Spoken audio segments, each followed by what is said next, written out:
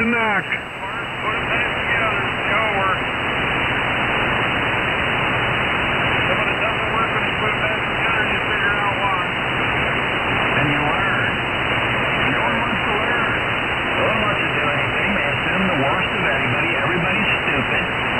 There's no information available. I can't fix surface mount. I hear that as the excuse all the time. Cannot fix surface mount. Do you see those components look like wood? That's why they got magnifying glasses. I need a pair of tweezers, solder tweezers. You can buy most of the parts you need to do surface mount repair for about $60. That's right. Sure, you can buy. I mean, when I worked, we had solder stations that were $18,000. Yeah, you can get all that stuff, but that's for high volume repair stuff. Individually, onesie, twosie. Every one of those techs, they put on a good set of glasses. They'll wrap copper wire around the solder pad, and they'll unsolder that surface mount, especially the diodes. They're easy. You can do all that stuff. It's not impossible. That's kind of fun to get the copper wire thing. I've used that before. Well, I used to do that. Well, we had avionics that had a lot of surface mount. You can get a resistor that gets taken out because of some sort of surge. Figure out which one it is. They bring it in there, put their glasses on. They didn't bring it to the big fancy surface mount repair center they had over there in another building. They didn't bother doing it. You can do a lot more than you think when you try. A lot of people employ heat guns to solder in new surface mount components.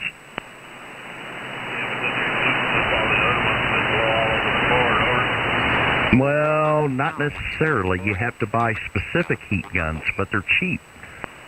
Another thing you can do, guys, and this is a really good thing, you buy the basic surface mount repair tools and find some junk electronics somewhere. Maybe your neighbor's throwing out something, or you've got something that's completely blown up. And you take that board out and you practice on that board. You don't care if you ruin it. It's already ruined. Just sit there and practice for an hour or two, and you'll get the knack. Salvage do parts from it, too. There's YouTube videos of guys replacing microprocessors and laptop computers using heat guns. There's more resources now to learn this stuff than ever. And people claim that they have no ability to do anything. I mean, there was new technology coming in, through the 70s and 80s and 90s. There was always new technology coming in. Did everybody just give up? Well, like I say, most of the surface mount components don't fail because they're inside the peripheral of they're not interfacing with the outside world. What interfaces with the outside world? The power coming in, the files going out. And most of those components are not generating heat. Heat is what kills the big transistors. Absolutely. Heat is the enemy of electronics. And connections and connectors are the enemy of electronics. And none of those are really surface mount.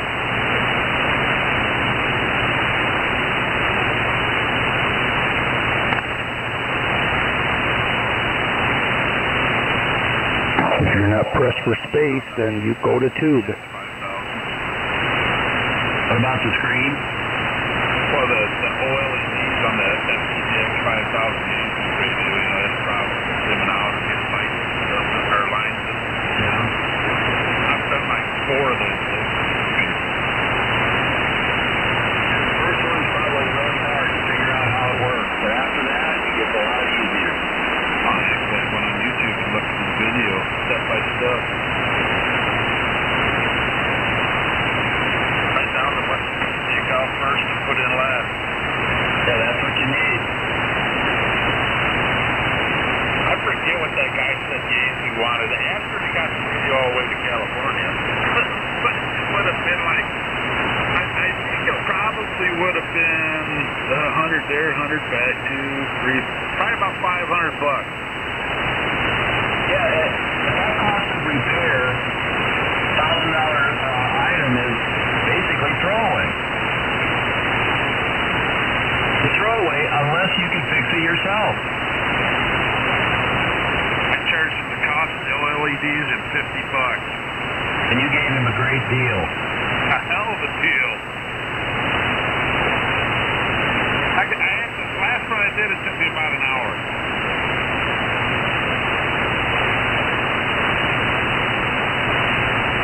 The shipping cost is ruining a lot of the repair. The whole idea of being able to send things around, like amplifiers. I mean, you can't really practically send these amplifiers anywhere for repair. It's just too expensive. And they get wrecked. It's not... You're pretty much going to have to learn to fix it yourself, or you're going to have to buy something that's modular and that you could send back to the manufacturer, and they're just going to gouge you because they know that there's not a lot of alternatives. Competition drives down price, and if you're hooked to the manufacturer, they're going to make money. That's the time to sit there. I would much rather own something that I can repair myself than own something that if it fails, it has to be handled by someone else. Because you're at the whim. You're at their whim. They can say, oh, got a failure on this IC7300? $500. Or $400. Minimum charge, $400. We don't care what's wrong with it. You're going to ship it in. We're going to change the board out. The hell with it. $500. What are you going to do? Throw it away or fix it yourself? Something about QTH works great. Bring it to the Hamfest. It works perfectly. Get out of town fast. Be nice, Jeff. Sold as is because of part swappers. That's another one. AC1DD. N1FM. Be nice, Jim. W8JLS. I'm trying to convert Joe to be a nice guy. Get your reduction today. Looking for SMT tools now.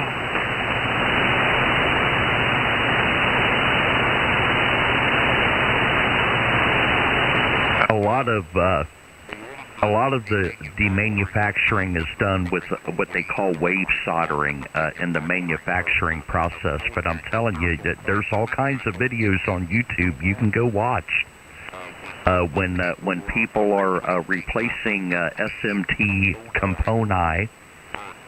They're using heat guns, specialized heat guns that are not very expensive.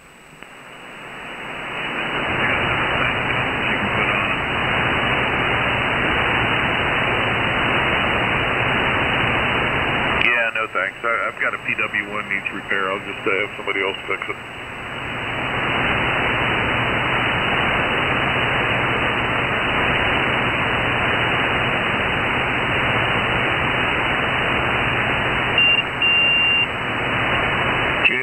JLS, you sound very happy today. Did you take medicine or something? There you go. And I've already out of here. Uh-oh. I think I hear Joe win. Joe, I've lost Joe. Is that a bad thing?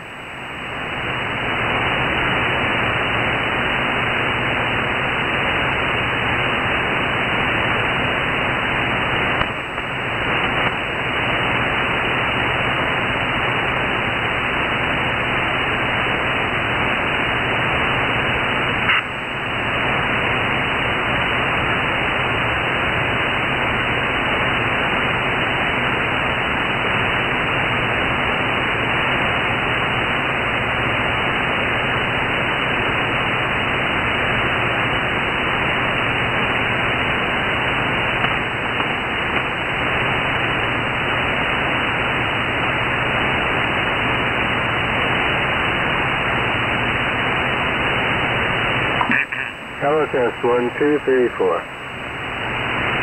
It's working. Thank you. Yeah, what's the call? Whiskey 4 November Charlie. Whiskey for November Charlie. Nice to hear you. N1 FM. N1 FM and for NC. Thanks. We're just getting ready for the QSO party. Oh, they're on 7.2? Well, I'm just testing. Oh, okay. All right. Yeah, this might not be the best frequency to do that. Yeah, exactly. I didn't think I'd be bothering anybody, though. You ain't bothering me none. I don't care. I'm helping you out. You sound good. You're 20 over S9. Your audio's good. I appreciate you. I definitely appreciate the help. W4NC, clear. All right, W4NC. Is that short for North Carolina? Sure is. We're the second oldest club in the country. Ah, very good. Well, good luck on your QSO party. I didn't think they did those during the week. No, like I said, I'm just getting the station set up for the weekend. Oh, I see. Okay, yeah. Well, yeah, you should be okay. Yeah, that'll be a lot of fun. Yeah, thank you.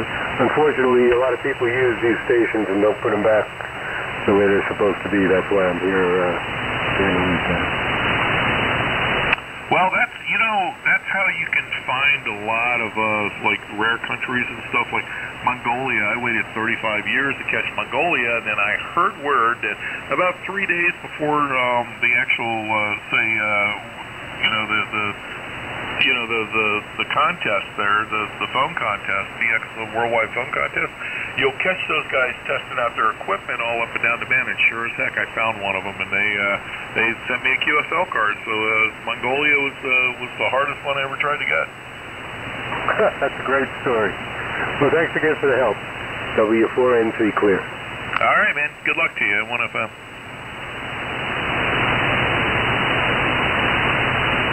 Yeah, I'll comment real quick. Your station is 10 over in Central Ohio. With the poor band conditions, that's pretty good. WHLS.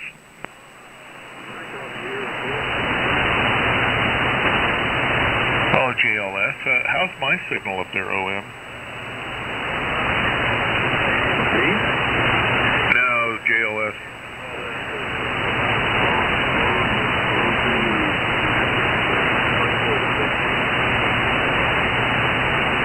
Oh, thank you. What's your call?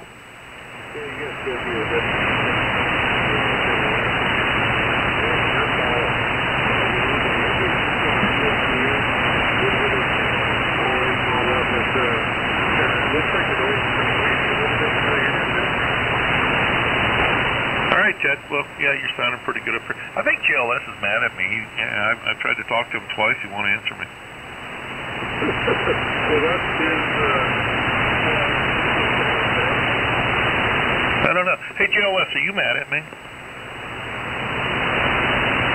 My feelings would be very hurt if JLS is mad at me. I can't have him mad at me. I think he's ignoring me on purpose.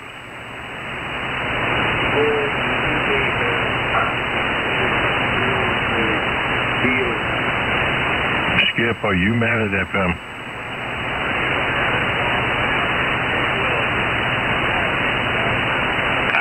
I do believe I'm being shunned. Dave, were you shunning Tom?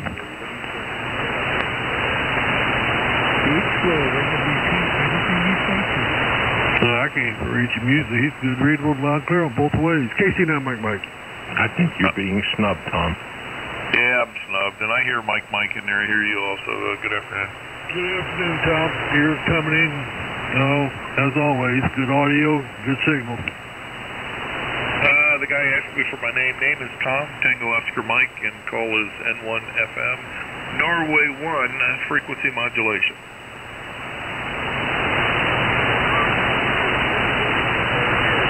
Take a standby. I'm not sure what's all going on.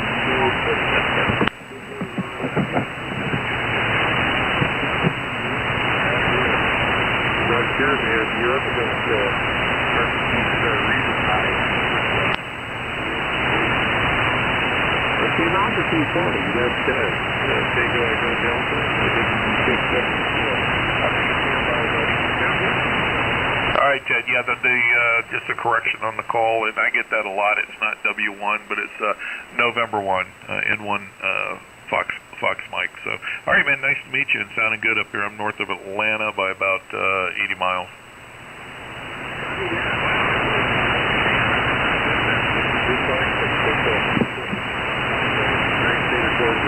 North of Atlanta. I think it's Doors, Bob, and all that, suburbs and all that. But thank you, buddy. Okay, nice to hear you on 1FM.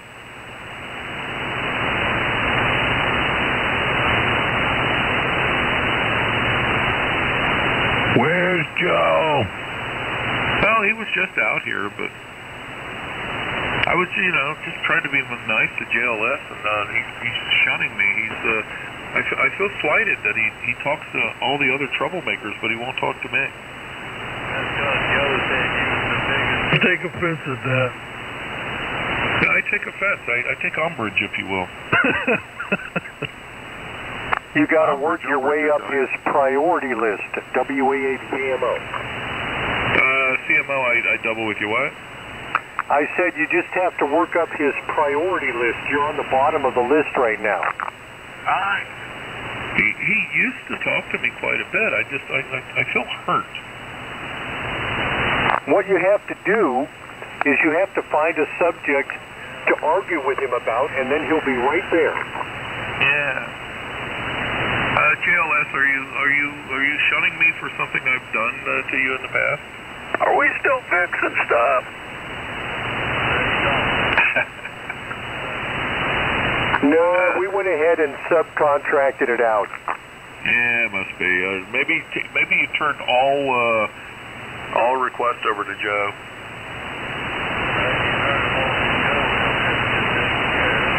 Let's hear the appliance operator's net. Yeah, it is the appliance operator's net. There's very few people that work on this equipment today, the modern equipment. It's, the older equipment, the old AM stuff there, the old Yaesus, that's fine, but heck, even those radios, they've got one guy that specializes in fixing the 101s, and everybody sends those radios to him, he redoes them. Nobody works on that crap anymore.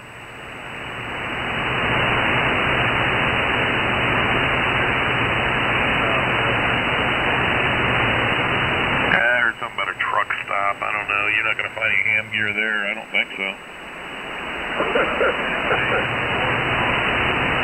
Yeah, unless you get one of those multi-band President Jacksons or something.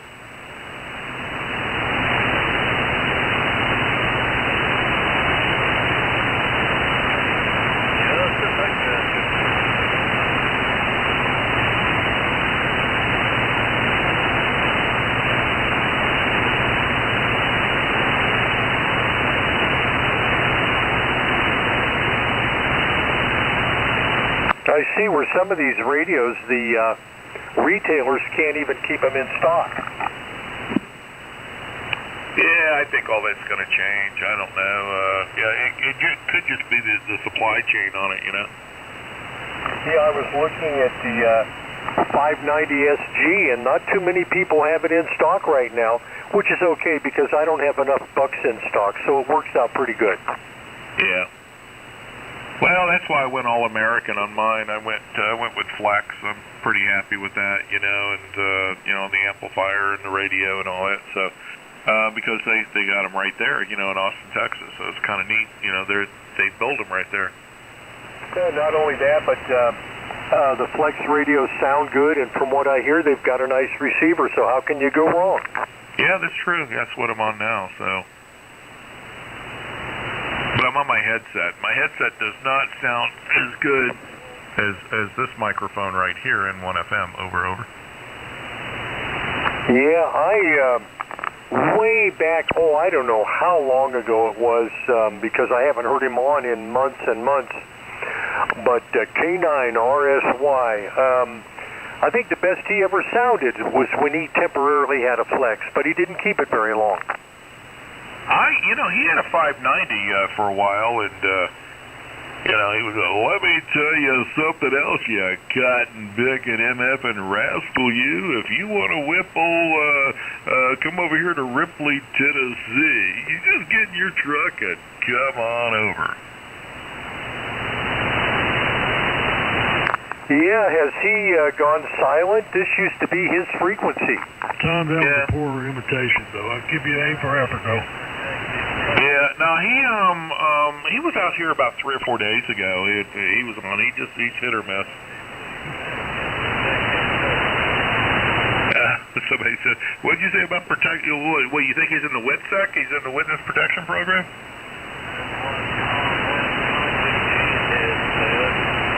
Oh, he's not in no WITSEC. Get out of there. He was just on the radio the other day. So it sounds like we got a groovy here. If I find out where you live, I'm going to come down to your house and beat the hell out of myself. QSL? Sir. If you yell into your mic, you do realize you get an extra S unit, right?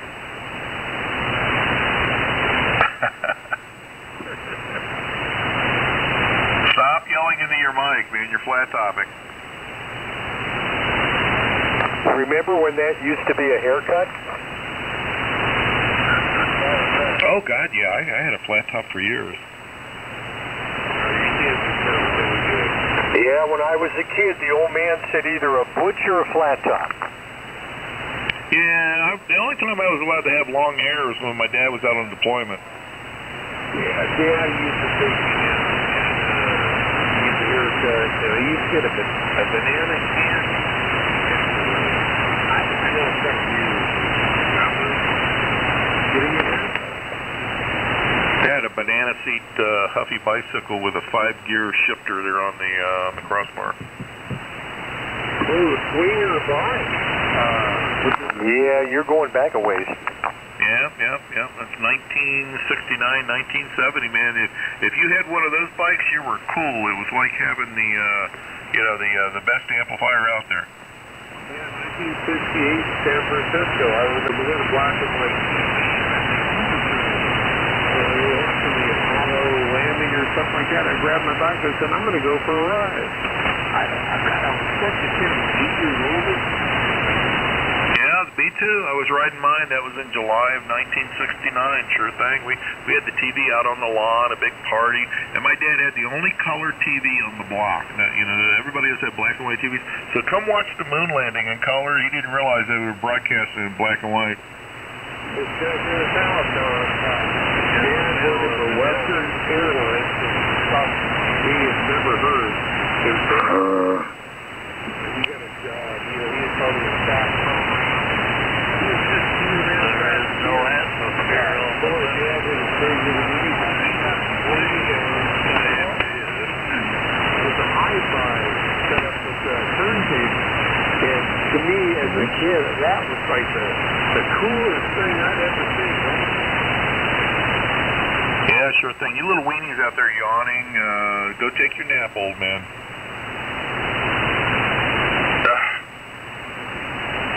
Out there in their little Waco DX70s, they're on their MFJ audio conditioners, loading up a buddy pool out there making comments. Okay, yeah, you're hearing something I can't.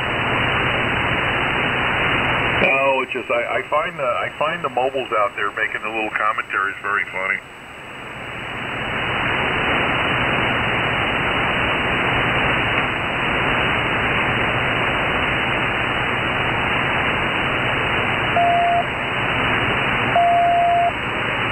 Let's see, Ruby Tuesdays, all day long, $5.99 cheeseburger. Or I can get the blackened fish sandwich. Hey, Tom, I heard you lost your radio the other day. People were talking about you dropped out completely. Yeah, hang on a minute. I thought, Tina made some sort of a concoction with pineapple, all that stuff. Do it on the grill. Actually came out okay. Like an El Pollo Loco style chicken out of California. Yeah, I heard that. Hey, the guy saying I lost my radio, no, what happens is, I've got a flex, and here's the only problematic issue with a flex or any type of computer-based radio. When your power flickers, well, you got to reboot the radio. That's all that happened to me, over. Okay, thanks, Tom. Casey and Mike. Yeah, because I'm looking for a DNR radio myself, and I'm leaning toward a Flex. When I heard that story, I thought, well, maybe I might want to investigate into that. So, yeah, okay, good deal. Thanks for the info. Yeah, no, there's nothing wrong with the radio. I'm on a 6400M right now. It's been a great radio. The service is second to none, and, it's better than the other three makers. I can tell you that. Roger. I think the 64M's on the backlog right now. Last I looked, I might have the model numbers confused, but one of them is. Yeah, there's a couple of them out there I saw used, but they want almost as much as what I paid for it. I don't know. I'm just a firm believer that, if you're going to buy something like that, why? It's probably worth the wait. I had to wait about 3 months for the Flex tuner, so that took a while to come in, and it's a very pricey tuner, but it's a nice tuner. So, well, you got the combination of the radio, the tuner, and the amplifier. Is that correct? That's correct. And if you talk to Joe, he doesn't like when I talk about expensive stuff.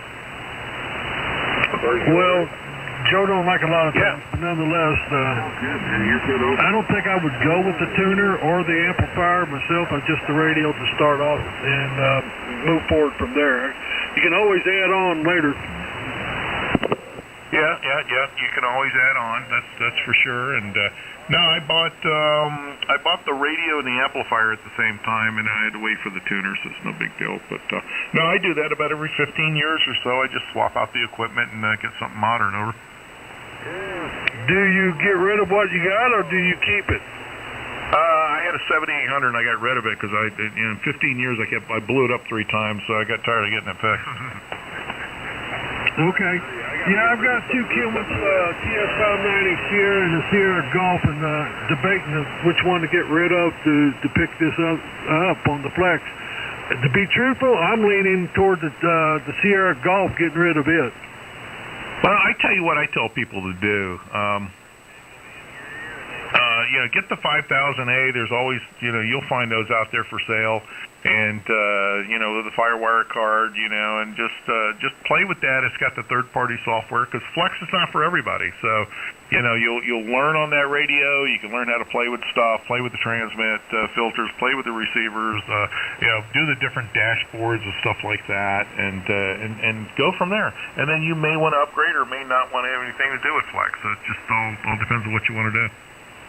Yeah, I agree. Yeah, the 6400 without the M, that's the module with the buttons and everything. Everything, if you don't have that, everything is controllable through the PC. Is that correct? Yeah, hang on. Somebody thinks I'm talking to them. It's controllable through the computer on the 5000A. The 6400M you can run independent. You don't have to have a computer turned on. All right. So, yeah, I'm thinking along the same lines what I've been reading about. So, hey, I appreciate the info. Hey, I got a question for the guy with the 590s. Is there much difference between the S and the SG? The only difference is the SG has the ability to decode Morse code. Also, there's another function that I can't think of right offhand because I don't use it.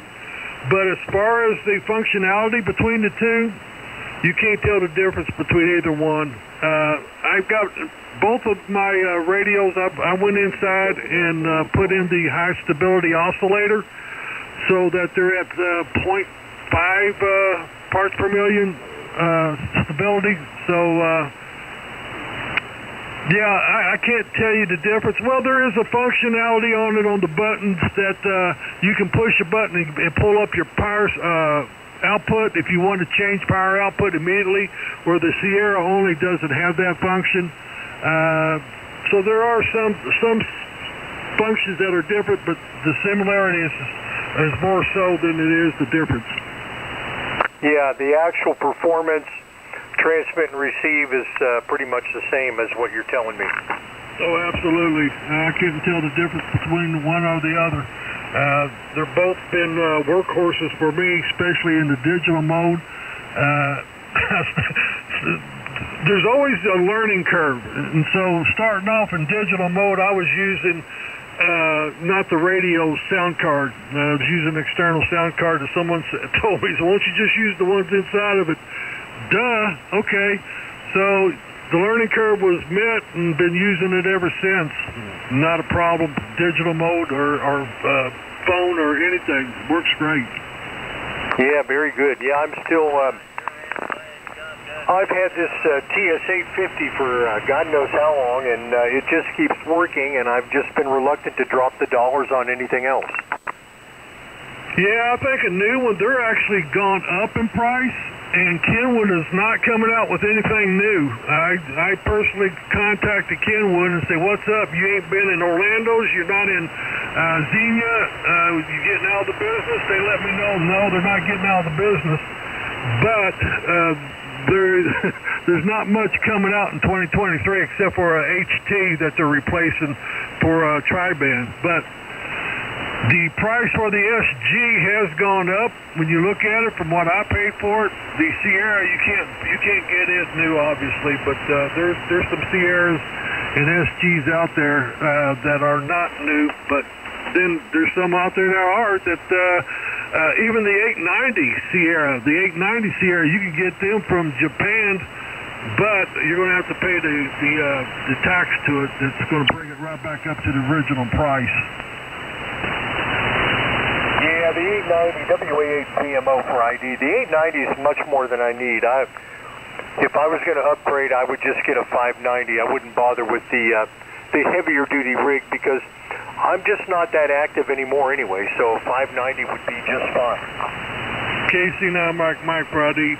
Yeah, if you're interested, QRZ, I'm good on there, but I have no issues with either one of them. Now, I will say this, I did have a lightning strike that took out a front end on the SG, but that went under warranty repair and came back, it's working great. Yeah, whenever I make the move, I got to make sure it's got the voice guidance because I'm a visually impaired ham, so the voice guidance would be an absolute essential. I didn't catch that last part. Say that again. I said that I would need the voice guidance system on the SG or the S simply because I'm a visually impaired ham, so that would be really an important feature to have. I think they both have that, where the voice guidance is on both of them. I'd have to check on the Sierra, but I know it's on the SG. I'll keep that in mind. KC9MM WA8VMO. W8VMO, is that correct?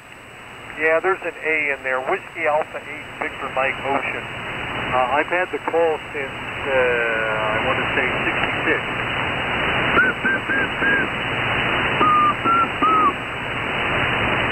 Well, you've been a ham for quite a while. You go by Chuck or Charles? I go by Chuck. Some of my old college friends call me Charlie, but they're the East Coast kids, but mostly it's Chuck. All right. Very good, Chuck. Yeah, and I'm talking to you on not on one of the 890s. This is the 7300. Well, everybody speaks pretty highly of that radio, too. It is a good entry radio. The only thing I don't like about it is it only has one antenna input. Oh, that's exactly what I said about that radio. I wish it had two antenna inputs. And, of course, you get people like somebody up in Illinois, they're trying to measure people's signal and then notifying the UTC with it. If it's got the voice guidance system, we might be able to do something because it would sure beat paying new price. Okay, you doubled a little bit. Again, I didn't catch all before voice guidance system. Oh, I just said that I might be getting in touch with you here if you want to let one of those radios go because it would sure beat paying the full price on a new one. Okay, well, like I said, Chuck, I'm good on QRZ, and that's not a problem. Tom, I heard what you said. If that's the only problem, then, for a new ham getting into it, he don't have very many antennas up as a one who's been in it for many years, who's got an antenna farm. Yeah, there you go. Yeah, I got a quick comment. Oh, JLS, hey, are you mad at me? In regards to the 590, if you purchase a 590, any 590, it needs to have the VGS1, Victor Golf Sierra -1 voice guide and storage unit for the voice guidance, W8JLS. Skip, why are you ignoring that then? Yeah, what's the matter with you, Skip? Yeah. Over. Okay, back to normal abuse of 7200s. Casey and Mike. Why are you, Skip? Yeah, Skip, what's up with that? Sup, man, sup. Sup? I think you hurt his feelings. You know... Stand by there for a minute there, Clam Chowder. I was trying to help that Cincinnati operator out on the 590. He needs to have that option for the voice guide on whichever one he purchases. That's all I'm trying to say. I'm standing by. W8JLS. W8JLS, WA8VMO. I appreciate that. I know it's got to come loaded with the VGS1. In talking to KC9MM, he said he thinks one of them has actually got the voice guidance system on board, but that's certainly something I would check out because I certainly would need it. Okay, that's all I was trying to say. I believe it's an option for any of the 590s. I don't know about the 590G, but the 590SG, that was one of the options, and I just wanted to throw that out there. 73 WHLS. This is Quaker Acres, not Clam Chowder. Over. And there's nothing wrong with clam chowder. Clam chowder. Gosh, Skip, I'm like... But clams, it's a disgusting food. I can't eat it. When you open them up, it looks disgusting. But anyway, I digress. 7-3 down there in Cincinnati, and stand by there, Clam Chowder. I'll be back. WHLS. W8JLS, WA8VMO. See, I'm one-upping you there. I don't have to look at it. Clam chowder is delicious. Okay. Yes. Go look at the price of a quart of fried clams. Over. Skip, why are you mad at me? Boy, he's stubborn. Oh, yeah. Well, now I got something to look forward to call him out. See, I'm not going to let up until he answers me. Tom's a radio bully. I'm a radio bully there. I'm gonna bully him into submission. Okay. You know, one of the biggest troublemakers out here, and I got somebody who doesn't, he doesn't like me. I should be honored. Where's Tommy at? Yeah. He talks very deliberate like this, and he's gonna play the silent treatment on me. Hey, VMO. Okay, Skipper. Yes, sir. Yeah, the voice guidance is a option that needs to be placed in it, and neither one of my radios have that. Nonetheless, they do have the SL-TAC 3 stable oscillator that's in there.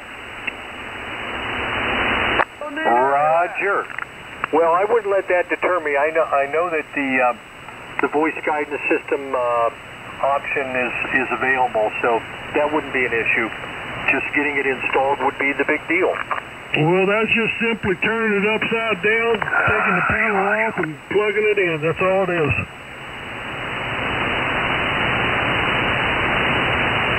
Oh, there you go. Skip.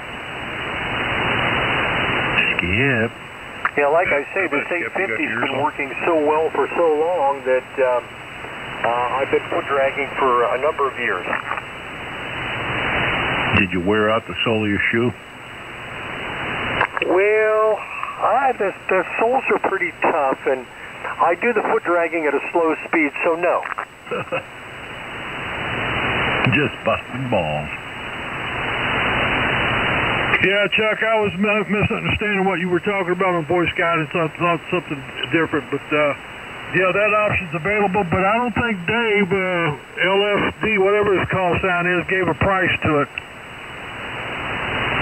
I want to say at one time they were around $70, but I'd have to double check. Let me Google it and I'll see. kb8UFO with a question. Hey, there's broken old bottles. Hey, Tom, why do you call Dave Skip? Maybe that's what's got his feathers ruffled. What does the speech button on the 7300 do? I've got one, and I pushed it one time, and I go, oh no. Well, what does it do? I don't know. I don't own a 7300. Well, Bob, if it's connected, it just reads out the frequency, I do believe. It reads out the S meter reading, the frequency, and the mode. Cool. Mine did talk, so it does work. Now, on my 850, I've got the, it's the Japanese girl, and I got her Rosetta Stone, and she learned to do it in English. Yeah, it locks the frequency, the dial, the main dial. It locks the dial, so if you bump it, it won't change frequency. Oh, it locks the dial too? Yes. Oh, that's a good feature. I need that. Yeah, it locks the dial if you push and hold. One of these days, I'm going to have to read the manual. I'm talking on 7300 now, kb8UFO. Good little radio. I remember when you used the old 761, Bob. Oh, the 761 got retired because it just crapped out on me. The tuner went and had a buzz on the transmit, and then I went to the Zygu G90 in China because I couldn't afford a 7300. Then Uncle Trump gave me that $1,200, so I bought this. Trump didn't give you that $1,200. Yeah, Obama did. We gave you that $1,200. Hey, the visually impaired ham, what's your call? WA8VMO. Okay, do you know Neil K1NDF? I do not. I have not been very active here the last couple of years, so in fact, I was still talking to Tom and the guys. I hadn't heard K9RSY in months, and they tell me that he's not on like he used to be. But no, I don't know Neil. Okay, very good. Yeah, he's a local ham from my former QTH, and it was actually his cousin, K1NDV, that got me into ham radio. Downtown Chicago. Okay. I'll wait till Chicago's done. I think he's done. Okay. K1NDF is a blind ham from Massachusetts. I think he lives up in Framingham now. He's got quite an impressive station and tower.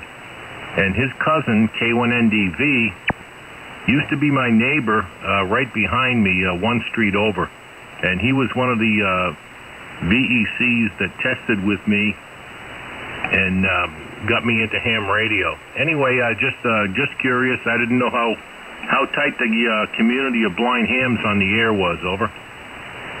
Well, it used to be a lot closer knit community, but as times have changed and as hams have aged, when I was young, there was quite a flock of visually impaired hams, but as you might guess, over the years, the numbers have been thinning.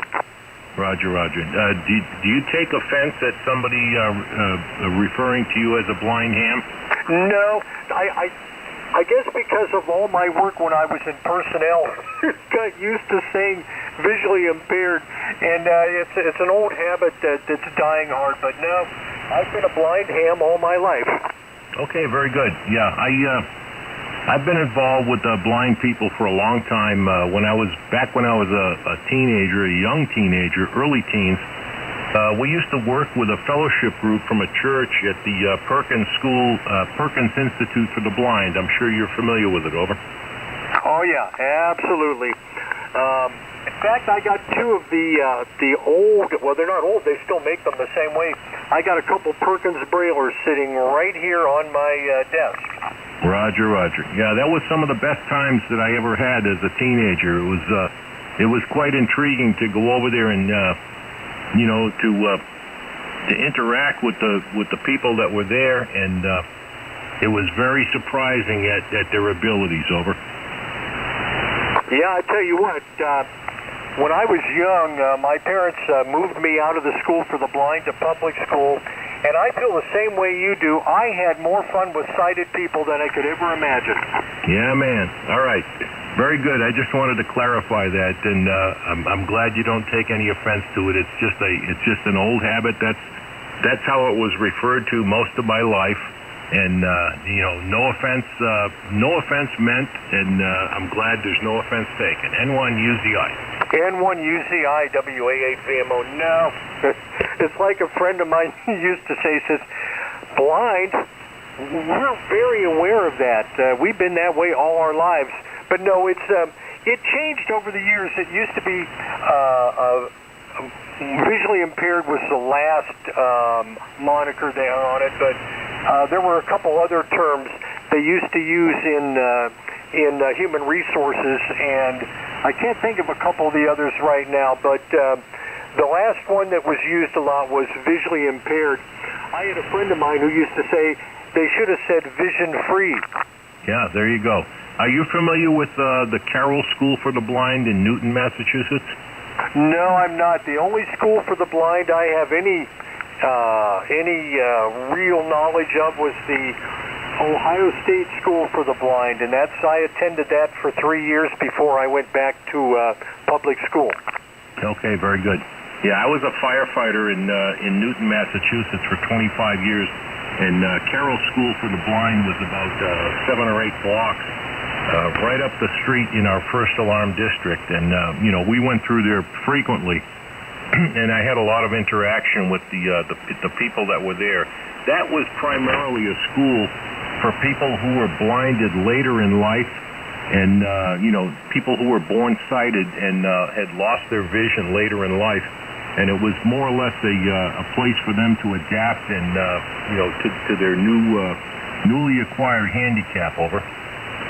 Oh yeah, I worked for a couple years with the recently blind students, teaching them Braille back before the digital age, and I still think Braille is a good thing for a blind person to learn, but everything's gone digital now, and I will tell you, for the gathering and processing of information, it's a vast improvement. Oh yeah, definitely. I tried reading Braille, and I worked as a mechanic for many years of my life, and I've always worked with my hands, and I've just found that my fingertips were not sensitive enough. Either that, or I was just not concentrating enough to feel the nubs on the paper. Over. No, that's a normal thing. It wasn't due to lack of concentration. I even find as a guitar player that if I play a lot, then I have a hard time reading Braille. So yeah, it all has to do with that fingertip sensitivity. Roger. All right, man. Great making contact with you, and I wish you all the best. N1UZI. WA8VMO. Hey, Uzi, do you remember Bob UBC, blind ham out of Florida? Insane. No, I don't, Tom. Okay, never mind. Yeah, he just passed away. I'd known him for 30 years, so we used to joke about swapping out his furniture on him when he wasn't home. Oh yeah, we used to do that with my friend Neil also.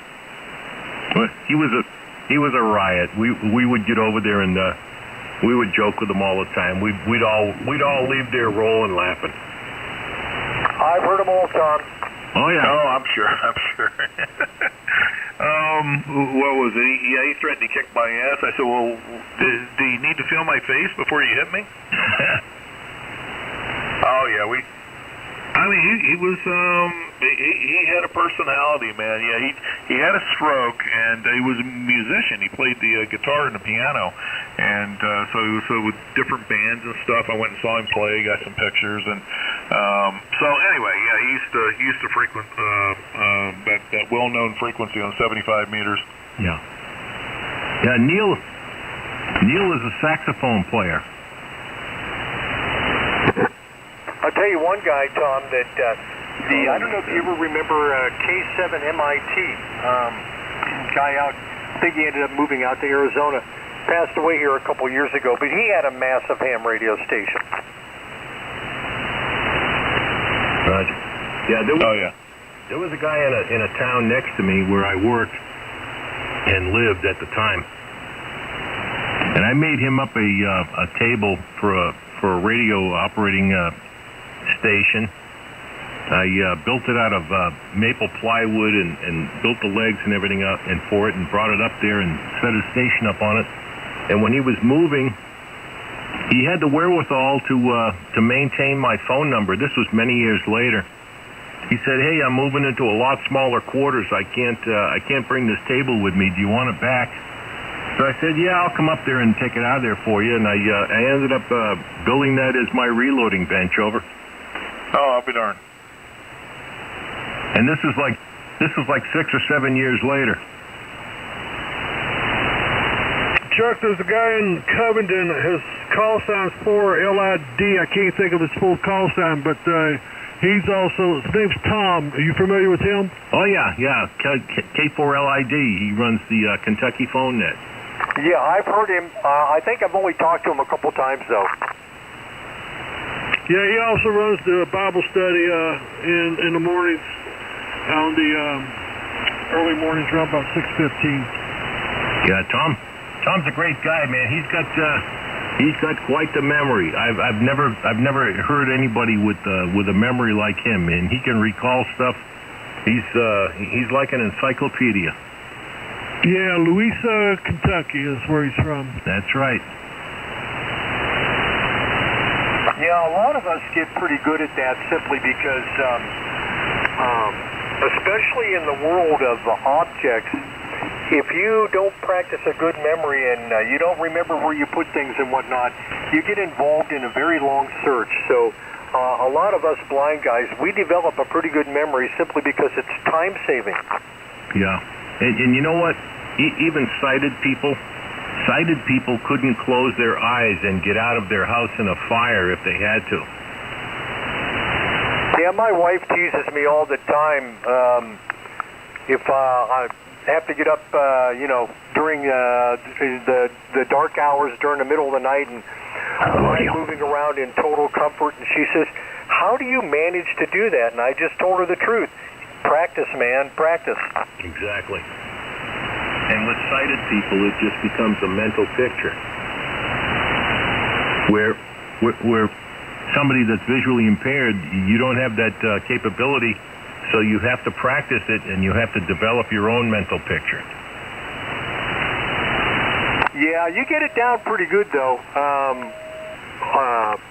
Obviously, I can function pretty much like a sighted person would in my own environment, but even so, you have to be pretty adaptable. I have a lovely Labrador Retriever guide dog, and of course he's been a wonderful traveling companion, so he helps out quite a bit too. Roger. How do you fold your money? Actually, what I do is when I get my money, I separate the bills out, keep the ones. In fact, I don't even put the ones in my wallet. So 5, 10s, and 20s, I just separate them out. It's easier that way, and you don't crease up the money. And a lot of times, if you get bills that have been beat up, they've got all kinds of creases in them anyway. So, and I very rarely get bigger than a 20, and I very rarely hang on to them that long anyway. Okay, very good. Yeah, when we were doing that fellowship program at the Perkins Institute, we had a little interactive class where people would go up and ask one of the blind patrons there to pick out a $20 or a $10 bill, and they were amazed at how they could pick it out of their wallet, and they were all in the same fold of the wallet. And he said, "How'd you do that?" He said, "Well, I just fold them different." Now they actually have an app, a money reader, but most blind people I've talked to don't use it. Roger. Yeah, well, technology's come a long way in that field. I think when they developed the speech program for the computers is when things really opened up. By the time that happened, though, I was in my 40s, so I've enjoyed it thoroughly, but I would have loved to have grown up with it because these young blind kids that grow up with computers and stuff, they just do some pretty amazing things. Yeah, you know what else I was amazed by? We were out on a softball field, and they had a softball that had a ticker in it, and the blind batter would be at the box, and the pitcher would throw the ball that had the ticker in it, and I'll be damned if they couldn't nail that thing 9 out of 10 times and knock it right out of the park. Oh yeah, they used to call that beep ball. Maybe they've gone to a ticker now, but it used to be it used to have a tone, and yeah, some of the guys get pretty good at it. Roger.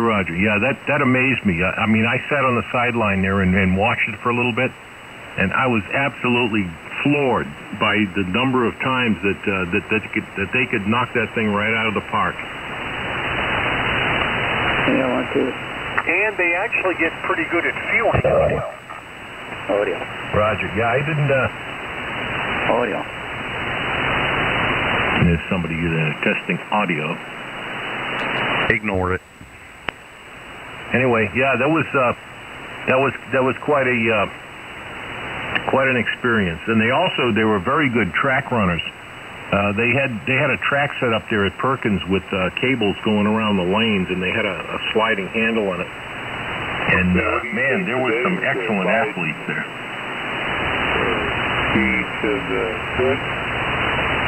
Yeah, we had all that. At the School for the Blind in Columbus, Ohio, as well, and we had some guys that were very good bowlers as well. Yes, that was my next comment. They had I think it was a 2 or a 4 lane bowling alley in the basement of one of the buildings there at Perkins, and man, these guys were rolling strike after strike. Actually, when I was in college, I got pretty good at darts. And if my sighted friends would get into their 3rd or 4th beer, I could stay right up with them. There you go. It's all muscle memory. Did you ever do any firearm shooting? Only a little bit, and that's because I grew up in a rural area. So there were guns in the family, but I let my brothers do all the hunting. Okay. No, I'm just saying even target shooting. Did you ever develop a muscle memory for handling a pistol firearm in a target environment? No. But one thing I did get good at in high school, I got really good muscle memory at shooting foul shots. I used to compete with the high school basketball team on when they would do the foul shooting drill. Coach would ask me to come out and shoot with him, and I was good as most of them. Roger. Yeah, I think another track and field event that a blind person would probably be good at would be javelin throwing. Over. Well, I don't know about that.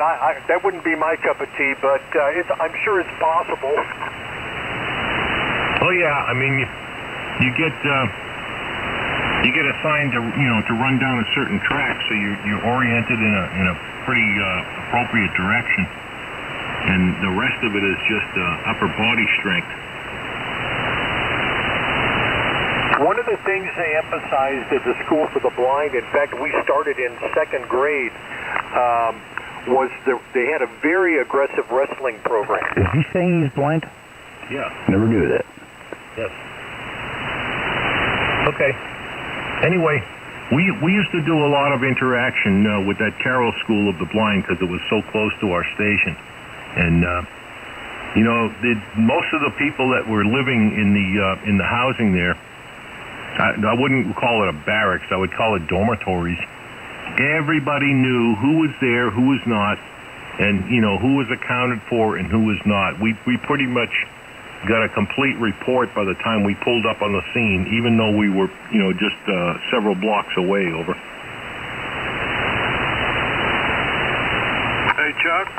Yes, sir. This is the Kenwood TS590 Sierra Golf. I just with its hand mic. Yeah. Well, you can tell the hand mic, but it sounds fine. Yeah, I just came off 7300, came over here and turned it on. Hey, looking through the menu, and it does talk about some of the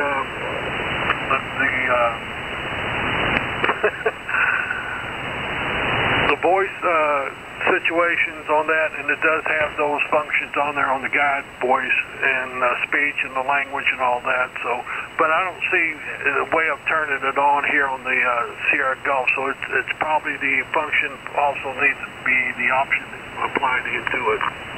Yeah. Now the major difference between this rig and the other one is, of course, the audio with that hand mic is a little bit pinched. Yeah. You have the 480, right? Give me a 440. I got the 480. 850. You have that option in there. It'll transfer right over to this one.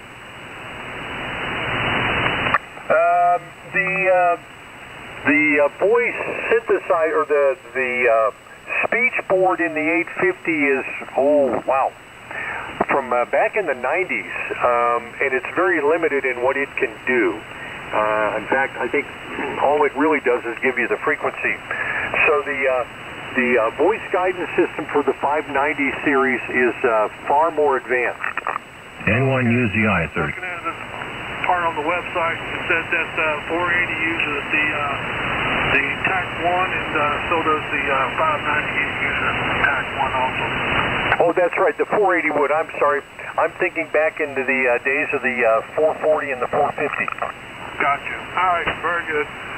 Well, I wanted to come over on this side and let you know what it sounded like, and I'm receiving just as well as I was on the 7300. But you really can't compare antenna to antenna to radio unless you're using the same antenna.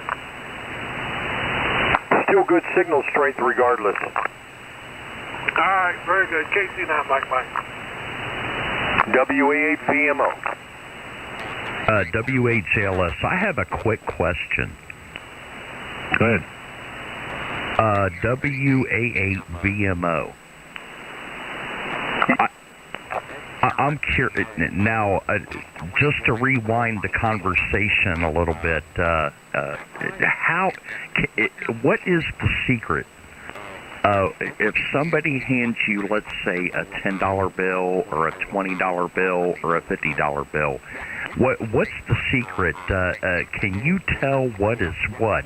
What is that secret? Well, actually, there's no secret, Dave.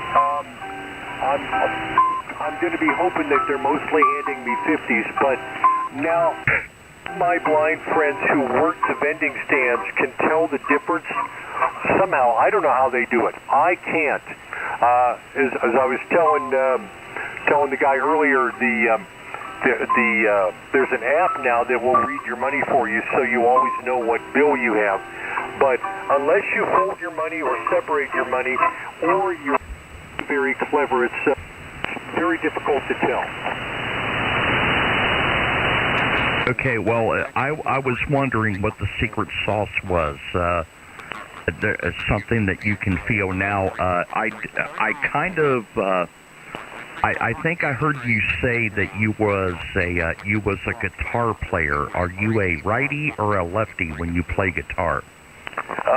Left hand on the neck, right hand doing all the string work. Okay. If your left hand is on the neck, correct? Is that what you said? Roger. Okay, left hand on the neck, right hand doing the picking. Okay. Maybe you need to feel your money with the right hand because you're going to have calluses on them fingertips. I was just wondering, if somebody hands you something, let's say, if you could tell the difference between a 50 or a 20 or a 5 or a 10, that's interesting. I've enjoyed listening to you and Uzi talk about all this. I'll get out of the way. WHLS. WHJLS, WA8VMO. I'll tell you what, Dave, I'll field any question. As I tell my wife now, I have 71 years of hard-earned experience. So I was telling Tom earlier, I think I've heard every joke. I mean, you name it, and you hear it. Yeah. A lot of people are baffled that you can pour a cup of coffee without overflowing it. You just got to be just a little judicious, and it can be done. They actually make a sensor that you can put over the edge of your coffee cup, and it'll give you a beep when it hits the level of the sensor. Now, some people do that. I don't. I just I've done it for so many years that I can't think of the last time I spilled a cup of coffee, unless maybe it was a McDonald's and I got $10 million. No, I've never had that problem, Dave. Yeah, this is Tom, N1UZI. Yeah, most of them just put a fingertip over the edge of the cup. If I'm doing it for a guest, I don't do that. I cut my guests some slack. Yeah, a guest wouldn't mind. I figure if the coffee's good enough, they won't care. There you go.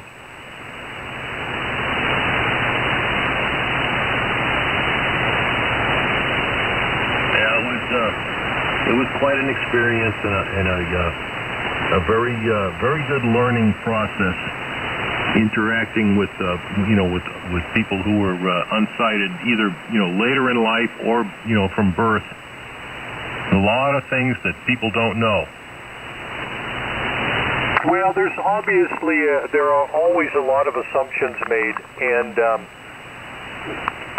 sometimes they're true, sometimes they're not. A very close friend of mine lost his eyesight at the age of 30, and he and I have compared notes. Now, with 30 years behind him, there are some advantages that are readily apparent. A long-held secret. That he can take advantage of because of that previous experience. But he also tells me when you have to deal with it from scratch, you get a lot better at this stuff a lot earlier. Roger. Yeah, absolutely. At least somebody who loses their sight later in life, they have the ability to picture shapes. I'm sure you can picture shapes. Having lost your sight later in life, you can picture shapes as they're described. You can picture colors. You can picture differences in height. There's various second and third dimension things that you can perceive much easier by description. Over. Oh, absolutely. He tells me that he can call upon all of that knowledge reserve that he gathered up over the 30 years before losing his eyesight. So, in that way, there's his recollection of the spatial world, of course, is far more significant than my own. I always wondered how Tom run the nets. Turns out he's got some programs on his computers that helps him run nets. Oh, yeah, some of that software is really pretty incredible. Wow. The little things that we take for granted, man. All right. Well, good talking with you. It brings back a lot of good memories, and I wish you all the best. N1UZI. N1UZI, WA8BMO. We'll catch you again. Pleasure hooking up with you, and at least you're not one of the individuals who's you would be surprised how uncomfortable people can be the first time they meet a blind person and actually engage in working with them or conversing with them when in a casual encounter isn't much, but we all get used to pretty much answering questions after a while because it helps everybody. Roger. No, I'm not uncomfortable in the least. I've had experience all throughout my life. I've had co-workers blinded on the job with a chemical explosion, and worked with them and dealt with them. Sitting at the kitchen table at the firehouse, no big deal. So what? You can't see me now. You saw me for 20 years earlier. They know who they're talking to. Yeah, it's difficult a lot of times those first few years. Some people will throw in the towel and they'll go on Social Security, disability, and whatnot, and then other people are driven to just take the cards that are in their hand and make the best of it. There you go. All right, man. Well, good talking with you. Stop in here anytime. It's a pleasure conversing with you. N1UZI. WA8VMO. How about the ones that yell really loud? I really enjoyed this conversation. 73 WA8VMO. I'm not going to wish you 73 clam chowder. WHLS. That's clam chowder. Hey, GLS, I got a complaint. It's chowder. It's not chowder. Chowder. I'm trying to get the in there. Yeah, it's chowder, like China. GSL. All right, see you later. Knock, GSL. Got a complaint. See, Scott just couldn't bite his tongue. N1UZI clear. Well, okay, real quick, Tom, real quick, and I mean that 73 WA8VMO. It was great hearing you out here, and I really enjoyed the conversation. But Uzi, I went down the rabbit hole. Let me tell you what I did. I watched hours. I don't think we're... Hours and hours of video. I watched hours of video of JFK, and then I watched hours of video of RFK. Pretty amazing. But and then I watched hours of video of Ted Kennedy. And I come to a conclusion. Yo, I'm going to hold you up to that. Oh my God! Well, shut up. A special potato You got the idiot interfering with the idiot. Waiting. It's been several months there, GSL. That's pretty funny. Still waiting. That's the funniest shit I've heard in weeks. JLS telling somebody else to shut up. Oh, okay, I'm done. WHLS. Oh, come on, you know that was funny, JLS, even though you're not talking to me. Sunday sermons, or whatever you try to call them. Yeah. JLS losing his cool and telling somebody to yell at him to shut up. They deserve it. JLS, I think, was even laughing when I said that. Yeah, he lost it. He did. JLS, you lost it, man. You yelled at a guy and told him to shut up. You got angry, JLS. That was UFO, too. Oh, boy. Yeah, you got anger issues, I JLS. finally realized the losers on this frequency. It was totally appropriate, Dave. UFO, JLS told you to shut up. I want to thank all you guys for standing by and letting me that was pretty funny. First converse with VMO. Nobody That was cares. pretty white of all of you. That doesn't matter. Well, I didn't realize you were talking to somebody else. I thought you were just in conversation with JLS. No, what does it matter? WA8VMO, the blind ham, I appreciate all you guys standing by. That was mighty white of all of you. Mighty white. There's a racist statement. I agree. I think it was white. Yeah. I mean, how would VMO know?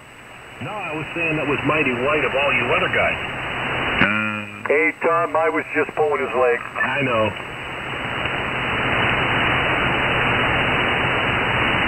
Anyway, great conversation until Scott broke in. Anyway, see you guys later. N1UZI. All right, Uzi, I'll see you later. Hey, Uzi, that's why us blind guys spend so much time in the gray. Yeah, you got it. Later.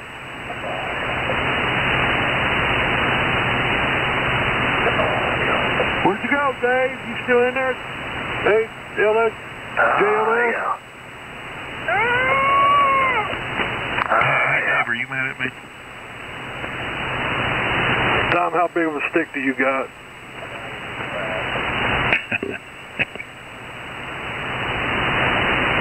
I'm very upset.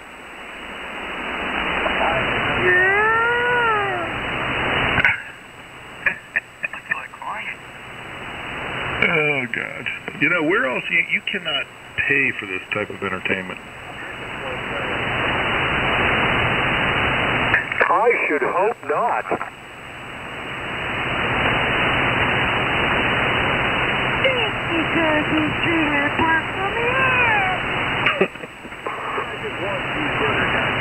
Oh, let's see. Well, you got Skidmark over in Tennessee, and you got Donnie down in Georgia. So instead of parks on the air, it's prisons on the air. The fat guy knows everything. CQ, prisons on the air. Fat man. Jails on the air, jails on the air, Jonah. Fat man. Try a split fast, take a jog. Oh man, you know what? As long as I've had this call, you guys act like that's the first time I've ever heard that. Oh my God! Stop the presses.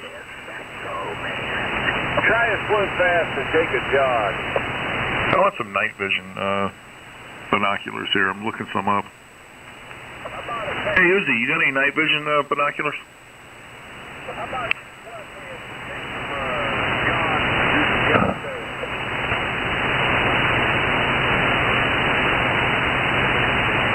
True infrared night vision binoculars.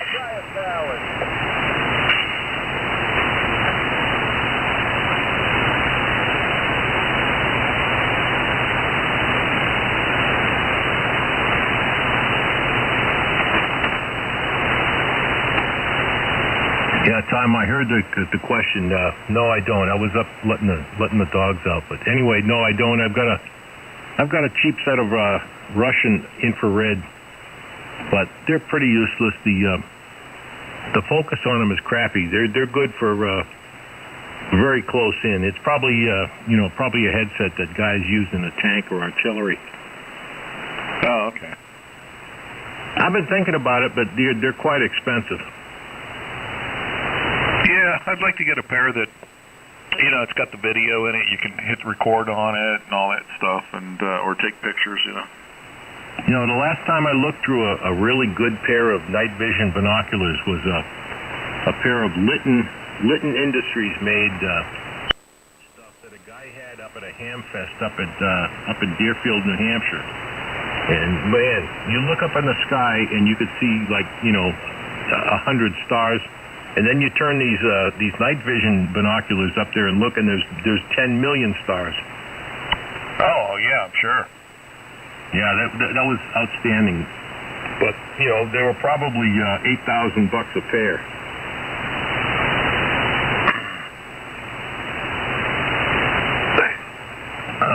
I'm considering getting a night vision scope, but I've been waiting for the prices to come down. I keep my eyes on them though.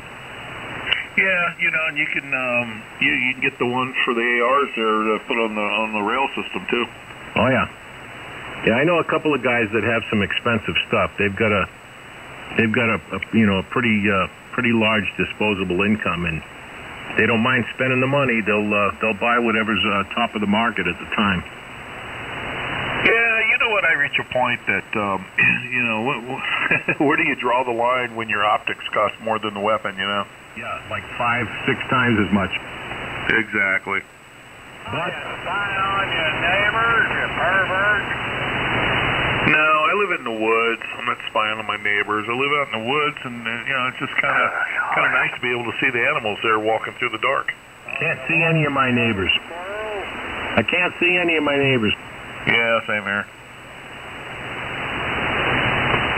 If their house burned down, I wouldn't even see the fire.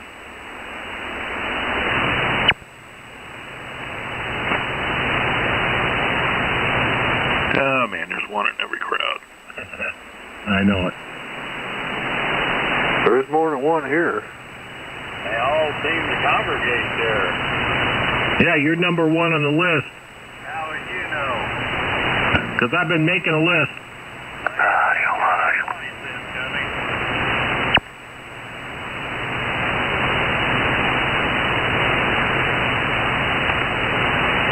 Yeah, Yeah, I think when a good set hits about $3,000, I may pull the trigger on one. Yeah.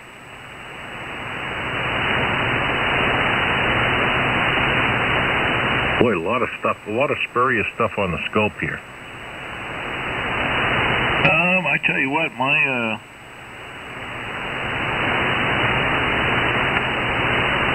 waterfall's very, very busy. You seen all that crap? Yeah. Maybe we had a solar flare or something. No, that's man-made stuff. It's all centered up right around here. Damn Chinese balloons.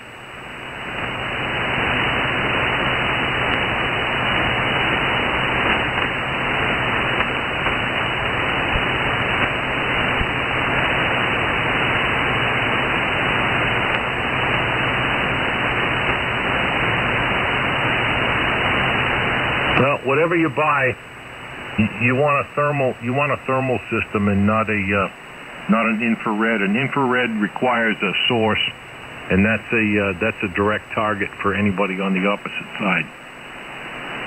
Yeah, I'd like to have. I think thermal is probably the way to go. I mean, there's a bunch of cheap IR stuff, for $100 and less. But I think you're right. I'll go with a thermal. IR is fine if you're inside a building, but if you're outside looking around your perimeter, you don't want. It's like shining a flashlight out there to anybody that has any type of night vision.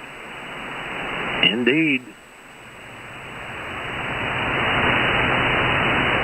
Here we go. UV5R, $26 on this. What is this?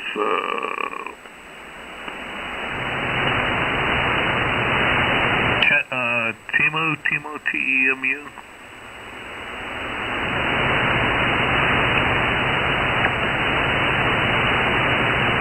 Yeah, I've got 24 bull fangs as handouts.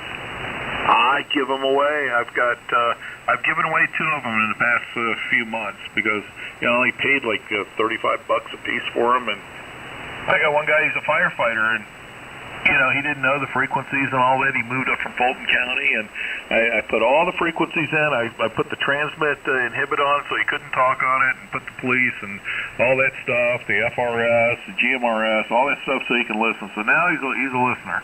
Yeah, man. I offered to send Joe one, but he wouldn't accept it. He thinks I'm going to send him ricin. Oh, I think if I were Joe, I'd be paranoid too. I wouldn't do that. I just wanted them to be able to I'm just saying contact the local guys at the local ham fest on the talk-in frequency. I heard Joe showed up at a ham fest one time. He had a bulletproof vest, but he wore the shock plate in the back. I offered to send him a vest. Yeah, I got a couple of those laying around. I got a Safari Land. Yeah.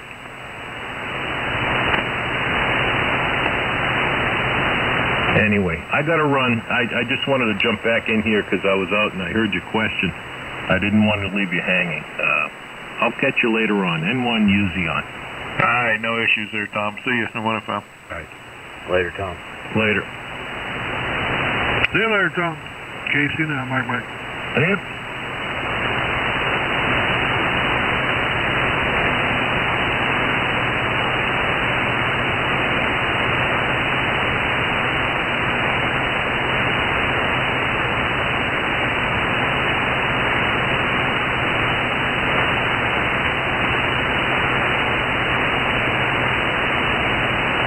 And if you're out there, Donnie, I still hate you.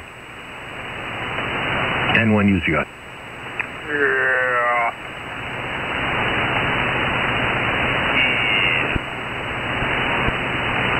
Well, it's very unfortunate.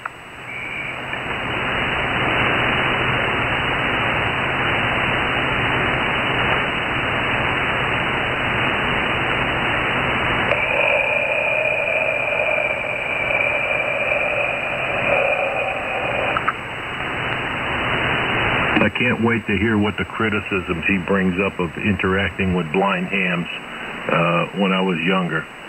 That's going to be a real rich one. Facially offensive. N1 UZI clear. See you guys. Allied Golf 313 over.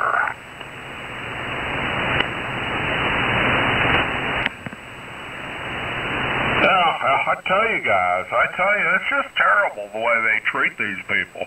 I don't know, but, it's just horrible, don't believe what you hear, guys.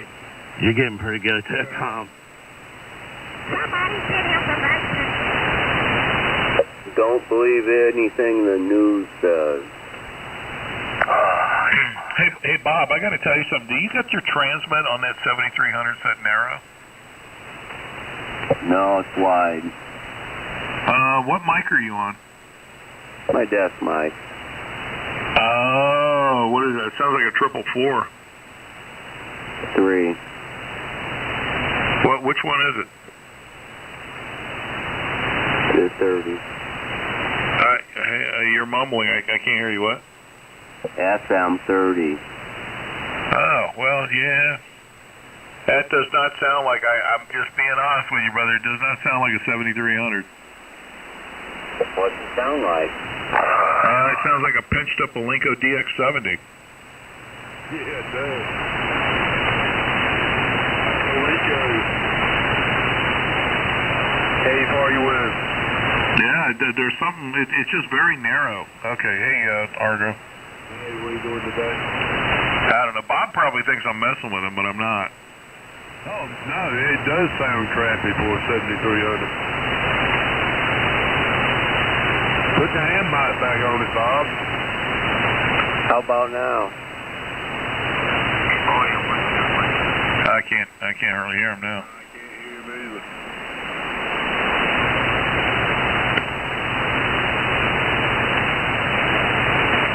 Anyway, so much else happened. This is a beautiful day in the neighborhood. Yeah, it was here too. Yep. Maybe about 85 to 86 Thursday.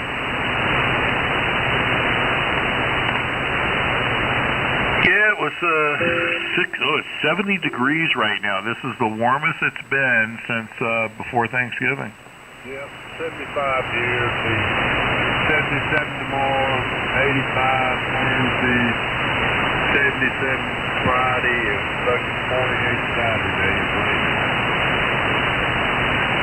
Yeah, I believe that's what we're going to be. I'm trying to make it to Dalton, so but I'm hearing there's going to be a bunch of rain. Where's Dalton? MS in Georgia? Yeah. Where is Dalton, Georgia at? It's just south of Chattanooga by a few miles. Oh, okay, right there in your backyard. Yeah, that's an easy one to get to. Is it indoor and outdoor? Yeah, it's both. It's got a boneyard. Oh, awesome. I invited Joe down. I said I'd pay for his room. Yeah, and I heard about the book as well. Real good book. Yeah, that's right. Maybe Donnie will come by and wait for candy around. Yeah, he'll be driving around in the Astrovan there, handing out candy because he's a people watcher. Wait a minute, I got to do it right. Yeah, I tell you guys, I'm a people watcher. That's what I do.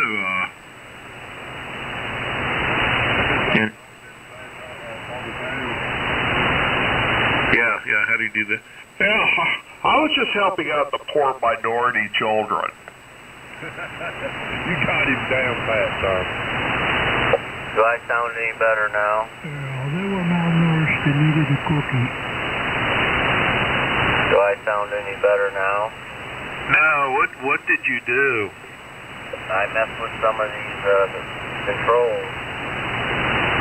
Well, you got to widen that out to 3,000 or 2,900, and you got to take your tone and put some bass and treble in that thing. You got way too many highs and no bottom there, so you got to take the tone, the bass and the treble, just put them wide open, open up that transmit bandwidth to at least 2,900 and bottom 100. Over. Okay, I'll try. We're so sorry, Uncle Albert, but we haven't done a bloody thing all day.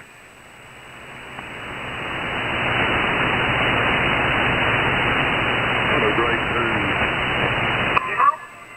I'm so smart, sometimes it almost frightens me.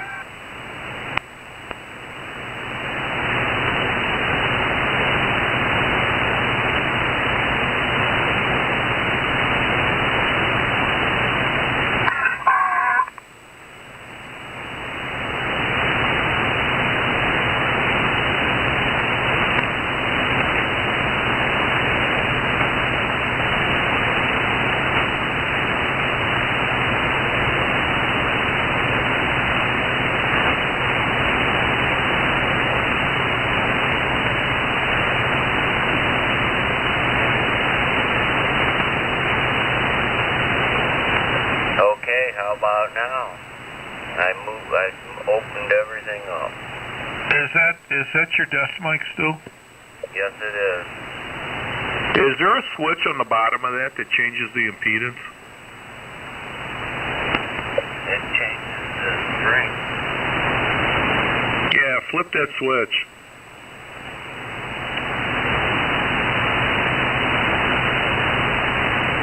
How about now? Yeah, something's not right, man. Do you know where your bass and treble are set on the radio? You said to open it up. They're both on 5. And then your bandwidth is 100 to 29? I think it said 500 to 2900. No. Yeah, that's what your problem is. There's no lows. Take that sucker and put it down to 100. Be right back. Over.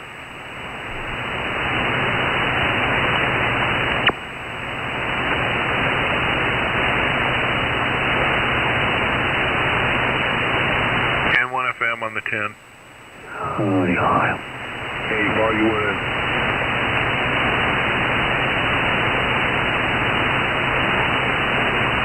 Yeah, unless that microphone is just so damn narrow.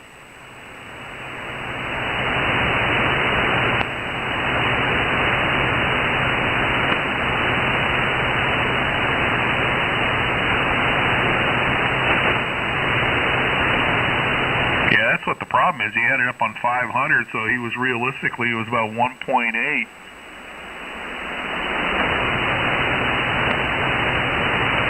Take it down all the way. I think it won't go below 100 on the bottom end, but make it 100 to 29 on your bandwidth, on the transmit bandwidth. That's what I did. How about now?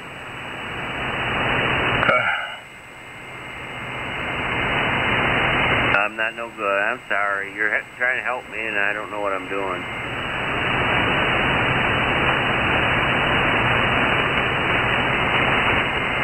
Yeah, Bob. I don't know. Bob, do you have internet? You may have to look it up on the menu on that. But or there's something wrong with that mic.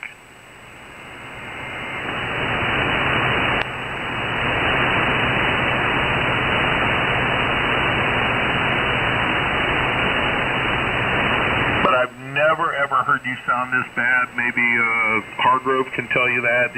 You have never sounded this bad. Even your Chinese rig sounded better than that. I can't hear him now, Tom. Yeah, he didn't key up. Yeah, I concur.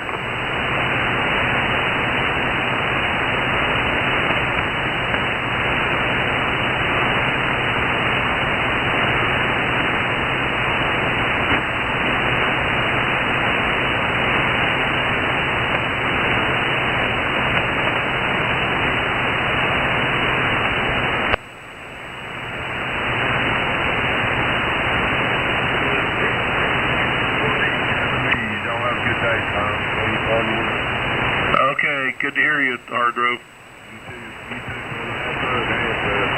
Yeah, man, thanks.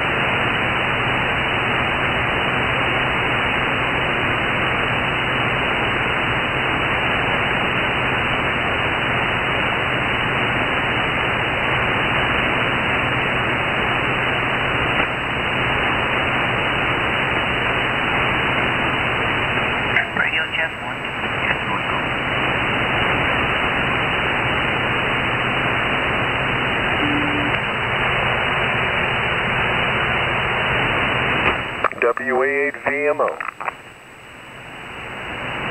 Yeah, and 1FM. Bob, I don't know if the band has shifted or what, but anyway, you might want to watch a couple of YouTubes there, and if not, man, put the stock mic back on, because that desk mic's not cutting it for you. Hey, N1FM, WA8VMO, where's your QTH? I'm in North Georgia. Sounds really, really good. Nice signal. Yeah, and I'm on the headset. Here's a little bit.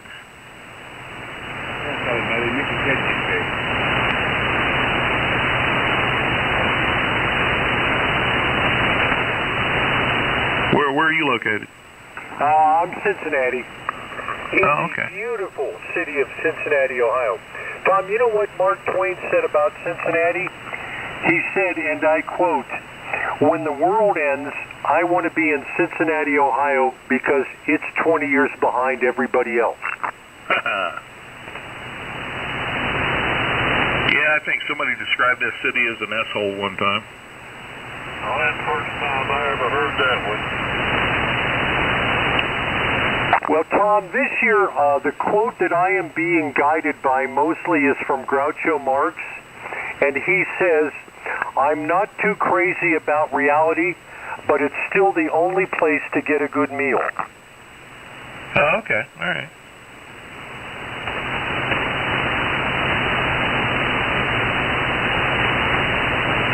Well, I am going to run upstairs. I'll talk to you. If Bob comes back, just let him know I had to run. I'm sure he's listening to me, but anyway, I hope we can get his audio back to snuff. Okay, I'll be back in 1FM.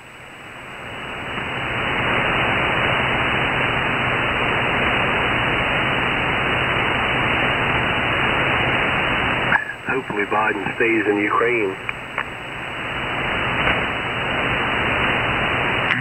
Yeah, you know, he gives billions of or millions of dollars to somebody else's border, but he can't fix our border. Hey, Tom, I don't know if you saw this thing in the news a couple weeks ago, because it didn't get much media coverage, but the Pentagon failed its 5th audit, and they're missing over $3 trillion. So when they tell you, whoever they are, that, you know, we just don't have the money to do this or do that, there must be a lot of loose change in the couches, in the lounge rooms in the Pentagon. Oh, I'm sure. I don't know. I'm a firm believer that, you know, people like these politicians, whether it's even Republicans,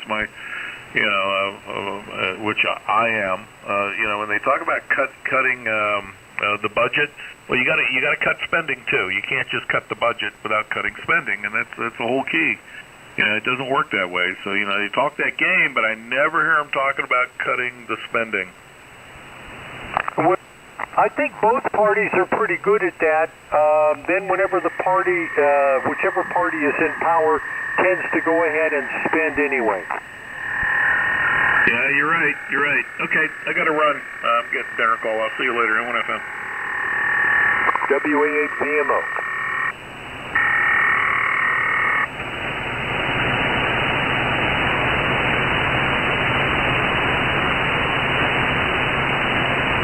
JF1 Jimmy.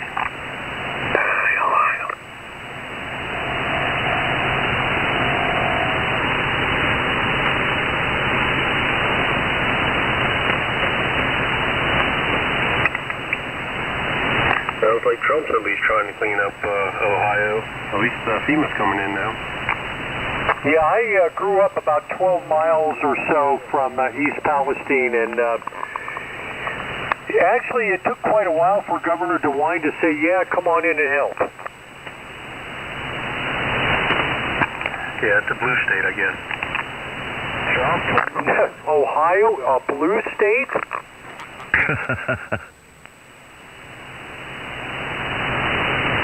Well, then that explains it. It's not a blue state, so... Yeah, it's definitely not a blue state.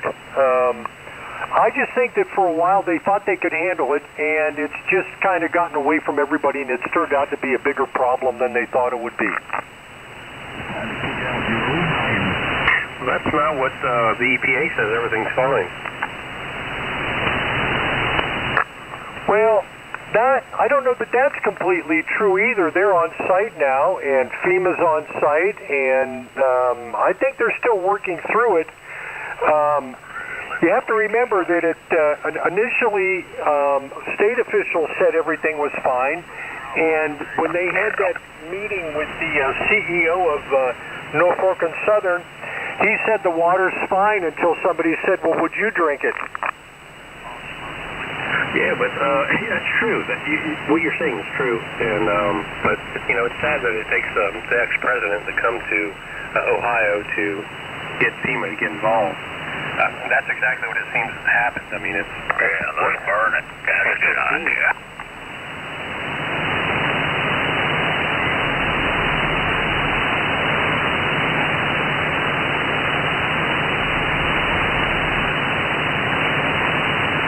Or maybe he's not such an ex-president after all. I mean, I don't know. I'm just saying what I see. Well, yeah, I've been trying to follow it pretty closely. My understanding is, though, that the state and the Fed people have been working on this for a week and a half now, and I'm not trying to cast any aspersions, but it was the ex-president's administration that rolled back some of these features that might have kept this from happening. Well, unfortunately, it's sad. Politics are bad either way. I'm not for or against either one. I'm just saying what I see as a plain American. With that said, you don't wait and wonder. You act first, then, hey, I'd rather overreact to something like this than not. And for our government not to go in there right away and at least attempt to really take a good look at it, to try to save, to do what they can really early on, would have been the best bet. Well, I think at first the Ohio EPA and the state government officials, I believe, thought at first that it was going to be something that they would be able to manage. And as it turned out, it became a good bit more than originally thought.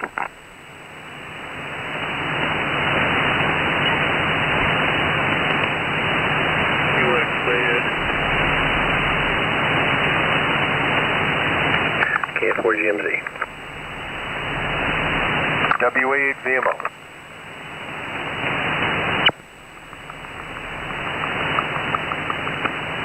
Okay, if we can lighten the mood a little bit now.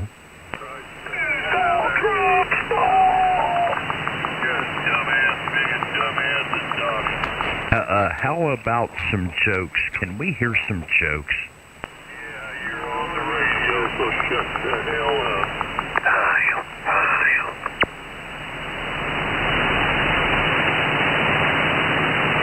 Dave, what's your QTH? I'm up in Columbus. Oh, you big hillbilly.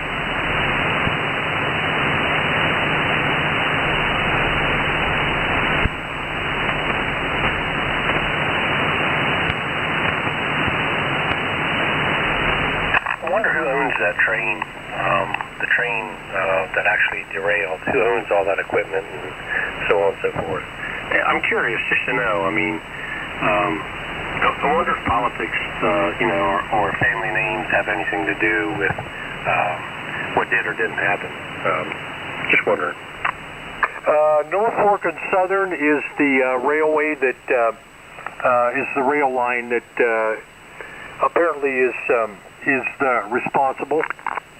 I'd be curious to find out who owns Norfolk. I mean, and who owns Norfolk's not.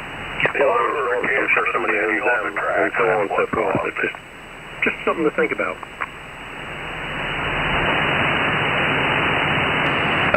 It would, you can easily find those answers with an internet search. As bad as Joe and Tom. Put a pity on the track and caused it to derail. And since everybody wants to make a mess, supposedly the train originated from Madison, Illinois. Maybe it was an attack from the Illinois guy, right?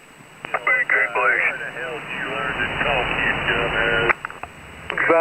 From what I hear, it was the whole thing was triggered by a faulty wheel. Yeah, that was in the news too. Yeah, there were some video clips of certain train cars rolling by with white hot axles.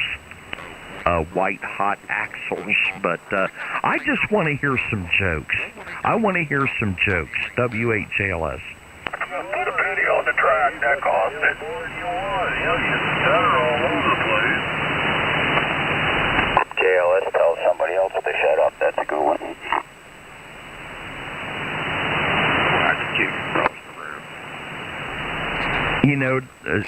To hell with the politics. I want to hear some jokes. The hell with Dave. Get out of there, Dave, you damn furry ass bag. Get out of there.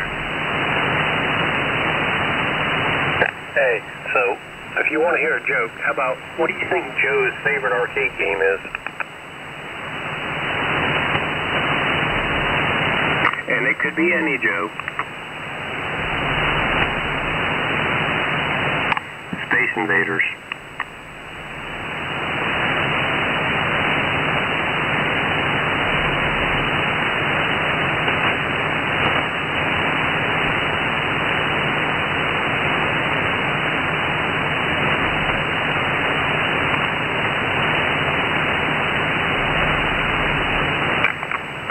Somebody said Joe had a meeting today with the cabinet. He also spoke to the bookcase and argued with the desk.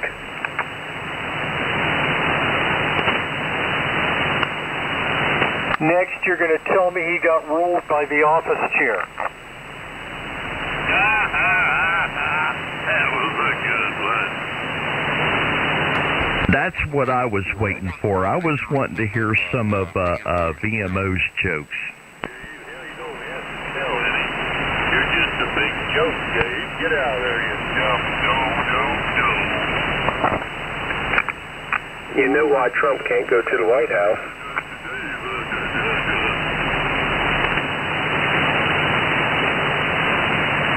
I wish people would use their call sign, kb8UFO. Good afternoon, Dave. You must have just came in here, KF4 Jimsy. So why can't Trump go to the White House?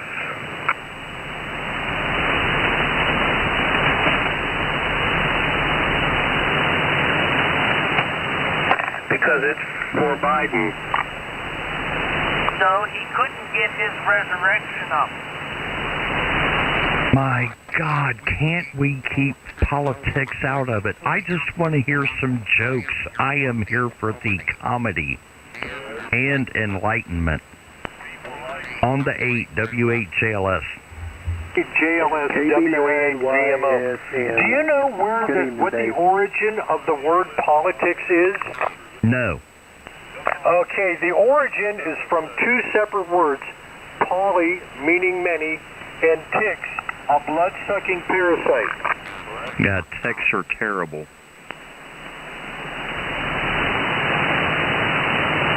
Oh, yeah.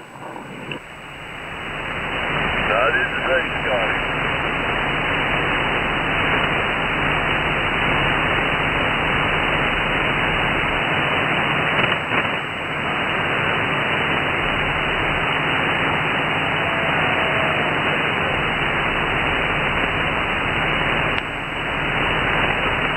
Dave, you know what Will Rogers said about politicians, don't you?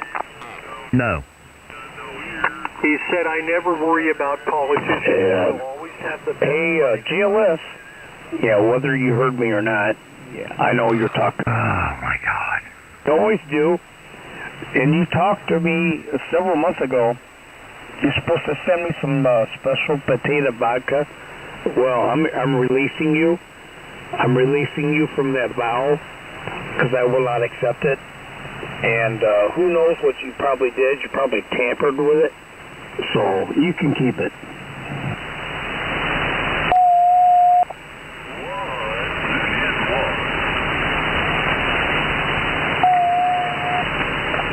Yeah, because I've heard about you. I've accumulated some data. You're definitely not trustworthy.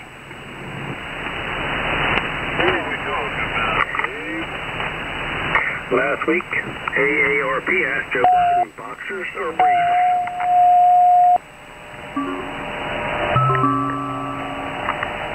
Biden responded, depends.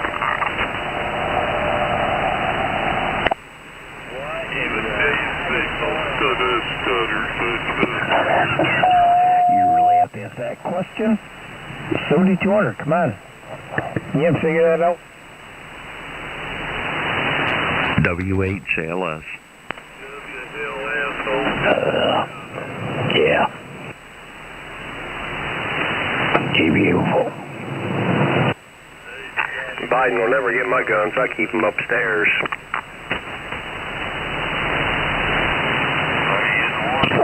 Oh yeah. I can't believe this. I guess you learn something new every day. I guess Chris is one of the blind people, or has severe vision problems. I don't know, but that was really enlightening.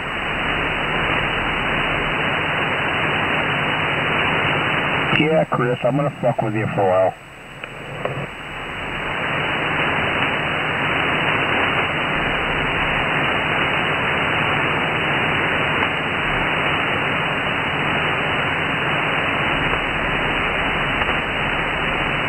I didn't know you was trying to hide a disability. God damn. If you would have told me in the past, shit.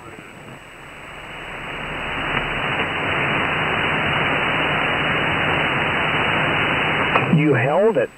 I mean, that secret, you held it quite well. Uh-oh, retard alert! Retard alert! Oh, boy.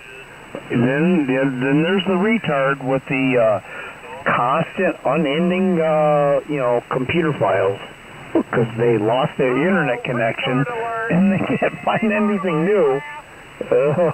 Yeah, perfect example. Let them destroy themselves.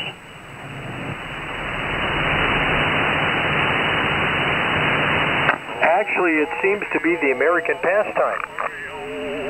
I wanna get some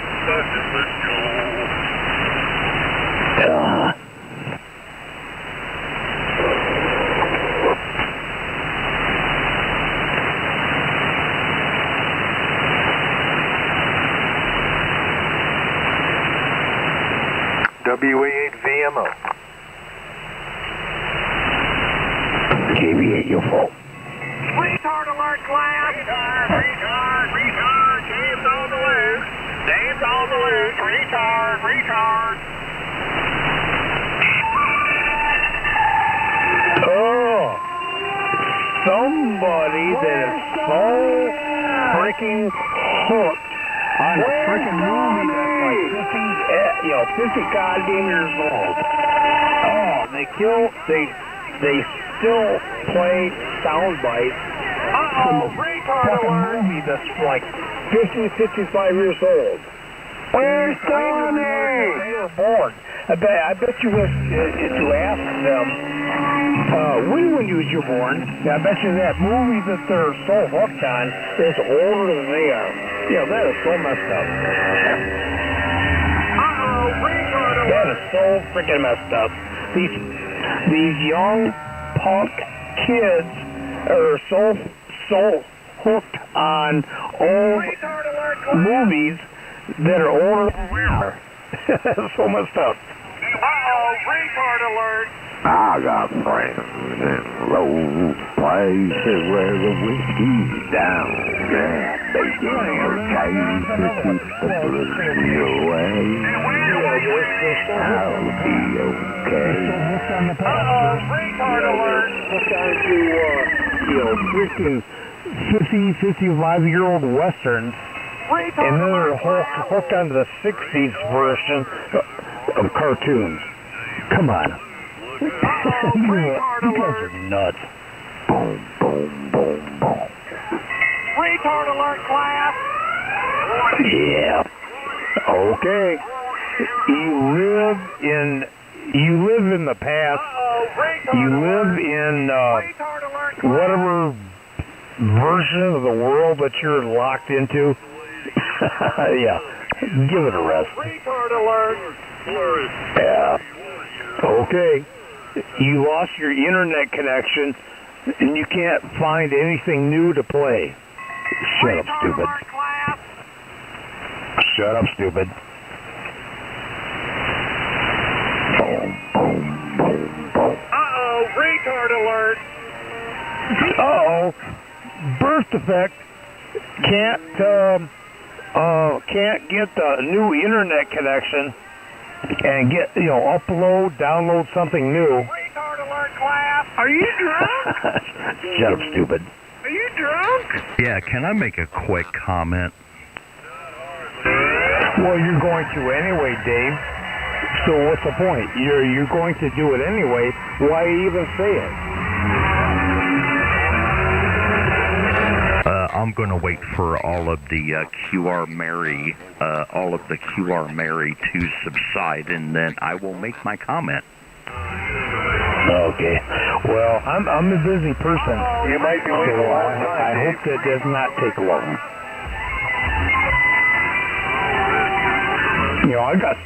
I got things to do, so I don't have too much time to wait. So I hope you make it pretty quick there, Dave. No, Dave ain't gonna make nothing quick, Scott. He ain't never done it too long. He's a screwball. Do you realize you're transmitting in double sideband right now? Yes. I've been told that numerous times. It's not intentional. Until I get some information on how to correct that problem, I guess I'll be doing that. But it's not intentional. So, whichever. But since we're below 10 megahertz, I guess the majority of my communication is taking place on lower sideband. So, I guess that's the way it is. kb8UFO.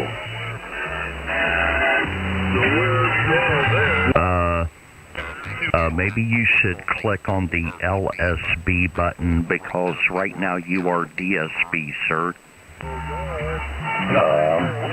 I am on the LSB function, okay? Maybe you ought to check your medication because I've heard about your spats that you go into on occasion. So, before you ask me on my radio operations, I think you ought to be looking at your own physical or mental operations. So, yeah, back at you. kb8UFO. Well, I'm trying to explain that to him. Number one, UFO, do not, you should not pay any attention or put weight into emails that other nefarious people will send you. Number two, look at your scope. Your double sideband, WHLS. Yeah, I see. Yes, I'm well aware of that. And, yes, I have. Okay, he said he's well aware that he is 10 kilohertz wide. He's double sideband. I give up. WHLS. KX90. KX90. But I guess you persons have a very sensitive receive if somebody transmits on the upper sideband too. Believe me, I mean I do have the function, but it's not turned on. But Anyway, you people seem to have a very, I don't know what you call it. Anytime somebody does what they're not supposed to do, you're right then and there, criticizing them. What about the many unlicensed stations out there, continuously broadcasting garbage and, endless recordings of everything and everybody? How come you're not, jumping on them? Since I have a simple misalignment in my transmission mode, but you guys are all about that, instead about the unlicensed stations that continuously broadcast garbage out here. Why aren't you on them? Anyway, so what I said, kb8UFO. Okay, can you insert a carrier? Can you insert a carrier? JSL? Yeah, really? JSL? Yeah, whatever. Yeah, I'm not going to go into the specifics, but yeah, like you got room to talk. kb8UFO. Hey, Scott. Yeah, it sounds like a nice heat chip hey, Scott. open on that, Scotty. Hey, Scott. Well, anyway, pump it up, JSL. Pump it up, because you got so many stations keying up on you. Probably me too. I'm not saying I'm an immune, but you got so many people keying up and interfering with you. Like you have any, true power out here? Really? And I heard about your Sunday sermons, or whatever you call them. Really? Shut up, David. Shut up, David. Go to hell. Hey, Scott, fix your radio and get the hell off the air. Anyway, shut up, David.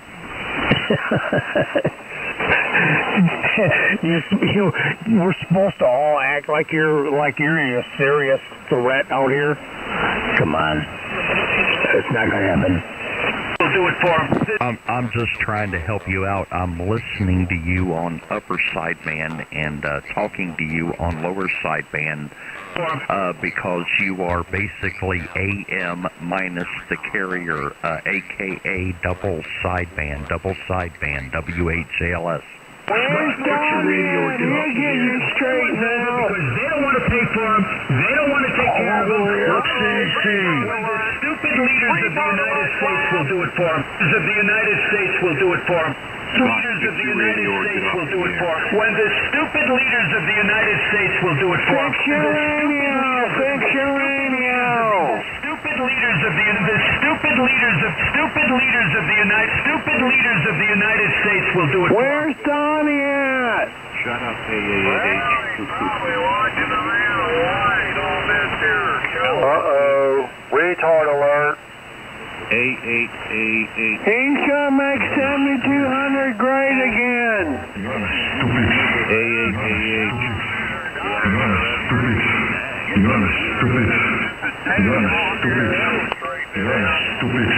Dave and Danny, Donnie needs you. AAH. Oh, Brandon. Scotty, fix your radio. You gotta realize the society's Joe Liger.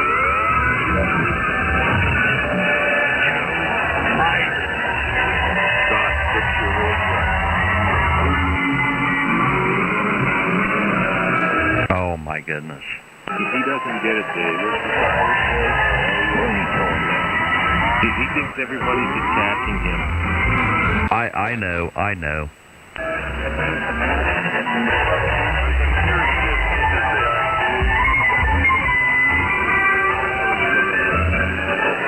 He's the type of guy that Joe expects to come into the realm of technical perfection here. No, not him. What's that? Joe. Joe, there's your first class mate there. Teach Scotty how to operate his radio. George. You know, I actually agree with Joe. I heard Joe say something, and I think that he's right. He's got something seriously messed up with the settings, the software, the hardware. He cannot hear anybody at his QTH. He has to use SDRs to listen to people. He must have something really out of whack, bad. WHLS. He doesn't have anything out of whack. He doesn't have anything out of whack. He just likes listening to himself, and he likes listening to the guys in the Northeast down in Southeast Canada. There's nothing wrong with Scotty's radio. He's just a stubborn mule. He would be amazed at what there's going to be a good group of people, especially out in this neighborhood there, that are pretty much going to take care of themselves and take care of the few that are righteous. Scotty, fix your radio or get it off the air.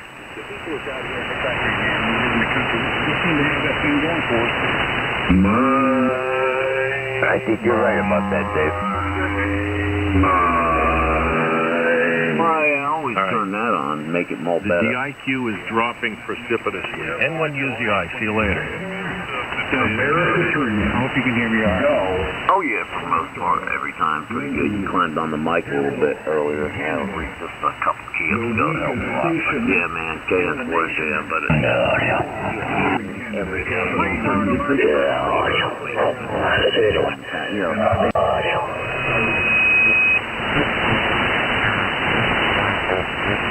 That's right. Audio.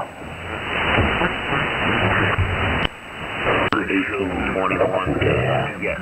1821. You get a new internet connection, so you're stuck with the same old, worn-out recording. When I listen to you on upper sideband, I don't hear any of the lower sideband QR, Mary, and Nancy. Over. Sideband. Oh, that's really nice. Let's see. Let me tune it on. Oh, yeah, they even got that earthquake thing on the map. They even put a trimmer and everything. They want you to back in the day. That I get, but I'm talking about they got every kind of let him talk on double side.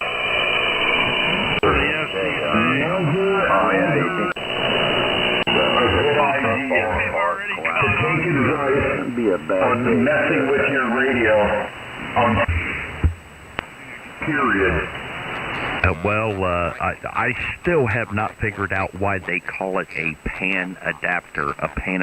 If you have a spectrum scope, if you have an SDR, you can see it. You can see it plain as day. WHLS. He's such an expert. Oh, you can see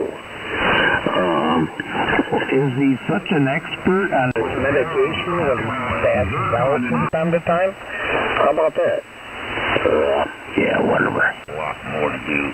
I could, right now. I think if he was to scope everybody's signal out, I bet you there would also be some other low readings on other people's signals out here too. So they're not as honest or whatever you want to call it. I don't think they're I bet you if you used to listen into anybody else's lower sideband signal transmission, I bet you'd hear some spurious upper sideband signals too. So yeah. So I'm not buying into it anymore. No, I'm not buying into it. Especially David with his fat ass mouth and over exaggerated image of himself. So I don't think Daniel has any room, or not Daniel, I'm sorry. I don't think David has any reputation to broadcast, his bull crap. I bet you he could be heard, giving us spurious signals on the upper sideband too. So, David, before you accuse me, you better look at your own transmissions. I bet you got some spurious signals too. Probably not very strong, but I bet you I hear some garbage from your signal too on upper sideband. So you're not as pure as you think you are. Station in the nation. Okay. Just a suggestion.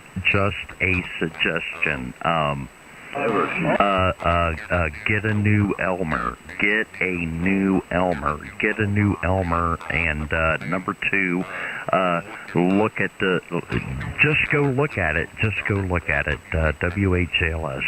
Whatever the F you said was coming from. Yeah, I know you're talking crap, and you can't hold up your promises.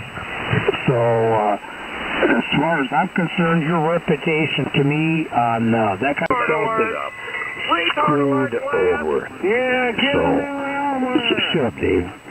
Yeah, your reputation is, and especially with all the other people I've been hearing, talking crap about you, talking smack about you. Yeah, your reputation is garbage. So shut up. Do you have any room to talk smack about me compared to you? You're garbage, Dave. Garbage. Give you a phone.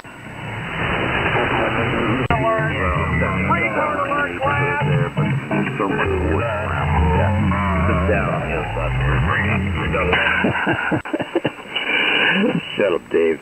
You're talking crap. Talking smack, like you always do. The air.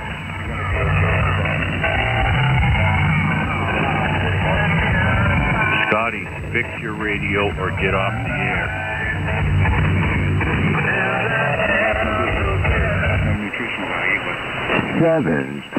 Whatever. Shut up, stupid.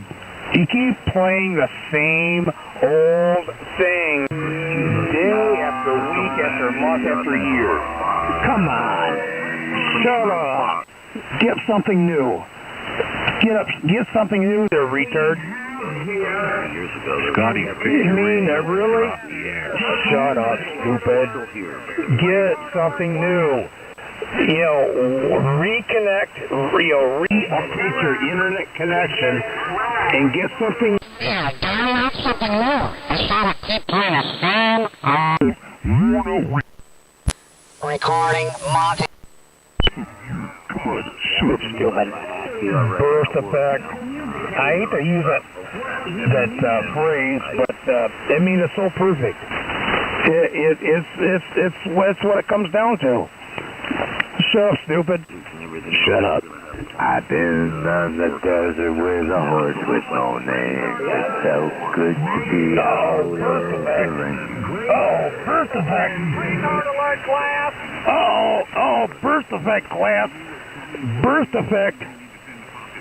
Scotty, fix your radio or get off the air. Get your paint chips here. Get your paint chips. Fix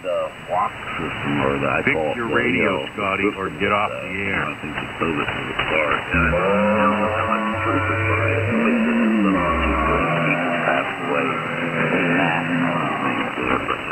Scotty, fix your radio or get off the air.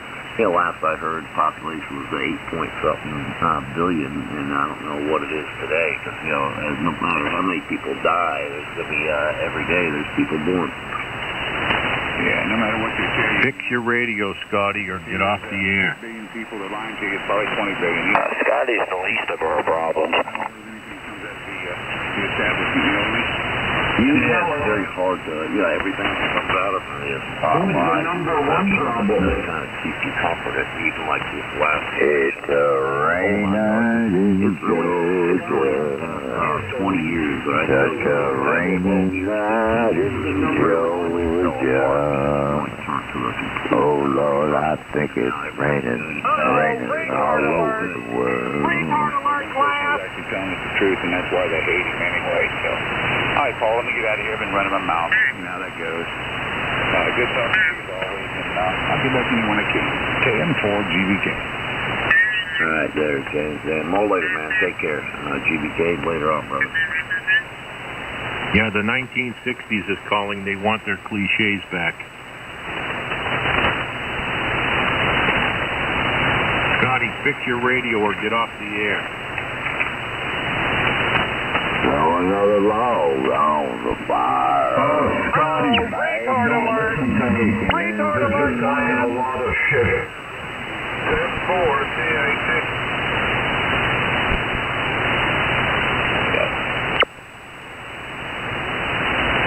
Retard alert has a call sign. The 1960s calling. They want their cliches back.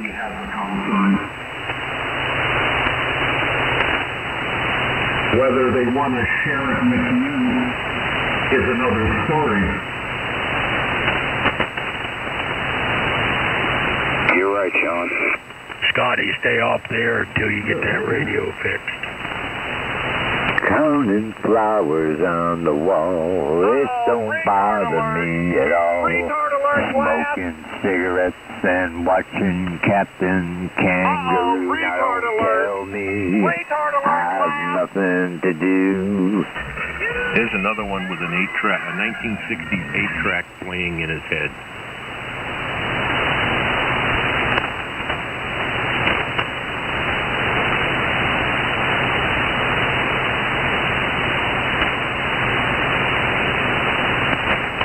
Dave, do you see why you could never convert this frequency to a technical discussion?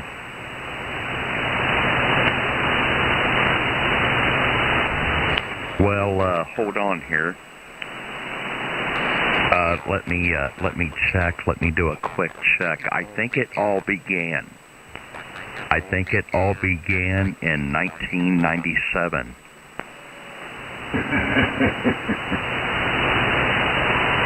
No, it all began about 2.5, 3 hours ago when Joe was talking about trying to convert this to a technical frequency. Delta Dawn, what's that flower you have on? Yeah, we got this drunk at the end of the bar. Retard alert. Drunk at the end of the bar singing. Delta Dawn, what's that flower you have on?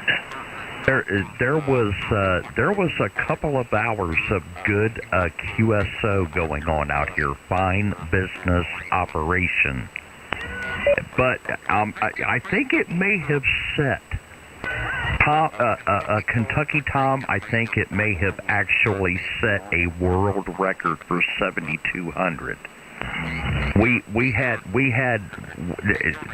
a good run here this evening. We had a good run here this afternoon, this evening. WHLS. The monkey got drunk though. Till UFO got on. Monkey got drunk. 2 hours of intelligent conversation. Yeah, Todd's the drunk at the end of the bar with an ashtray full of butts. And it ain't hurting anybody. But that was funny, dude. I wanted to hear VMO bust off some jokes because, you know, I really enjoyed the conversation you and him had. I've sat with blind guys. I've sat with blind guys and passed the jokes back and forth. It's hilarious. They know how to live it up. Well, I was more interested in their jokes towards, you know, people who can see because, you know, you can't help but admire somebody like that, you know. I mean, it obviously sounds like he took life by the horns, and God bless him. God bless him. Oh yeah. Well, most of them don't have any choice. It's just something you do. Yeah, you have to do it. You would have to do it, and You know, that's why I made the comment, you know, the little things that so many of us take for granted. Well, you know, you hear all these guys playing music and making noise out here? Well, I don't hear them right now, but go ahead. You're covering them up. Well, my point is, they don't have the intellectual horsepower to get involved in even the most basic conversation. They're just not up to it. I think you should all ask yourselves, if you were blind, how attractive would you be? That used to be on your QRZ page. Still is. All look involved in the conversation. And that's perfect. Jeff. The conversation. Period. I think I'm capable of answering that question since it was asked. Okay, everybody, please stand by. Go ahead and answer the question, sir. All I can say is I only have to be attractive to the woman I marry. There you go. There you go. Oh, isn't that special? And you know what? Most of the blind, I think I'm going to go masturbate. That's awful special. They were very attractive people. I just heard some very distressing words from Canada. Special.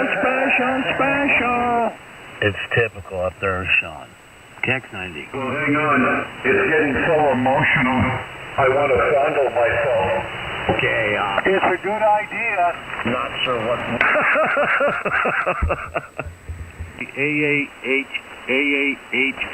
whatever the hell your call is. Why don't you shut the hell up? I don't know about you, but I know which way it's going. Don't worry, young man. Don't worry. Take yourself in hand. Donnie, get you straightened out. A guy that's putting matters into his own Whatever the hell your call is, why don't you shut up? Donnie says he was abducted by aliens.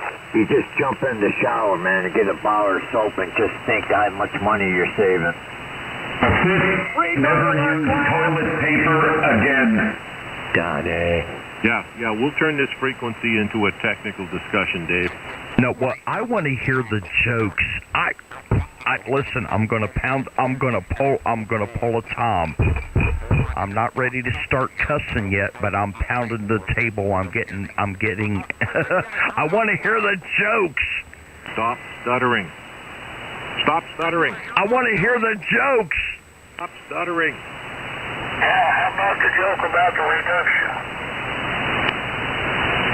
Stop stuttering or I'm going to come right through this microphone. I just want to hear the jokes. Over. I want to hear the jokes. That's all. Yeah, what's the coldest part of a man?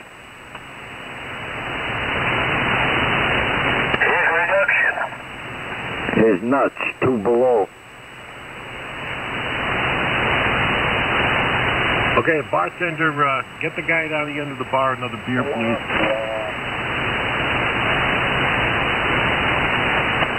And empty his ashtray while you're at it.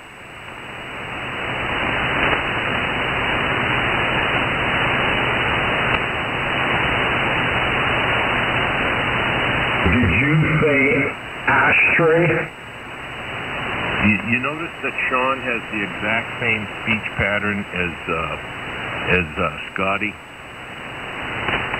That's because they're listening to themselves through the SDR. Over. What are you talking about?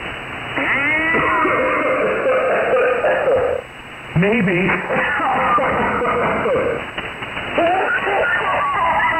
Holy fuck! My God, that's good shit. It's the purple people eater. My God.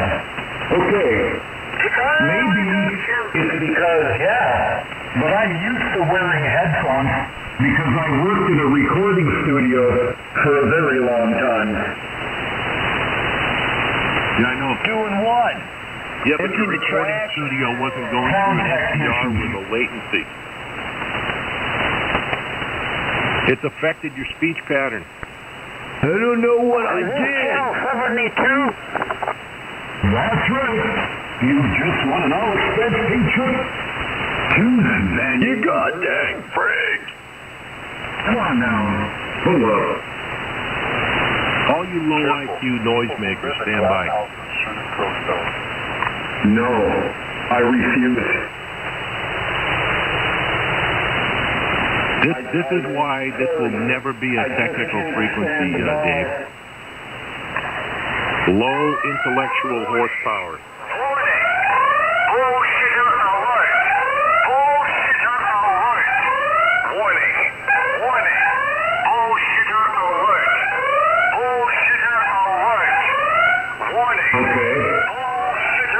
Oh my God.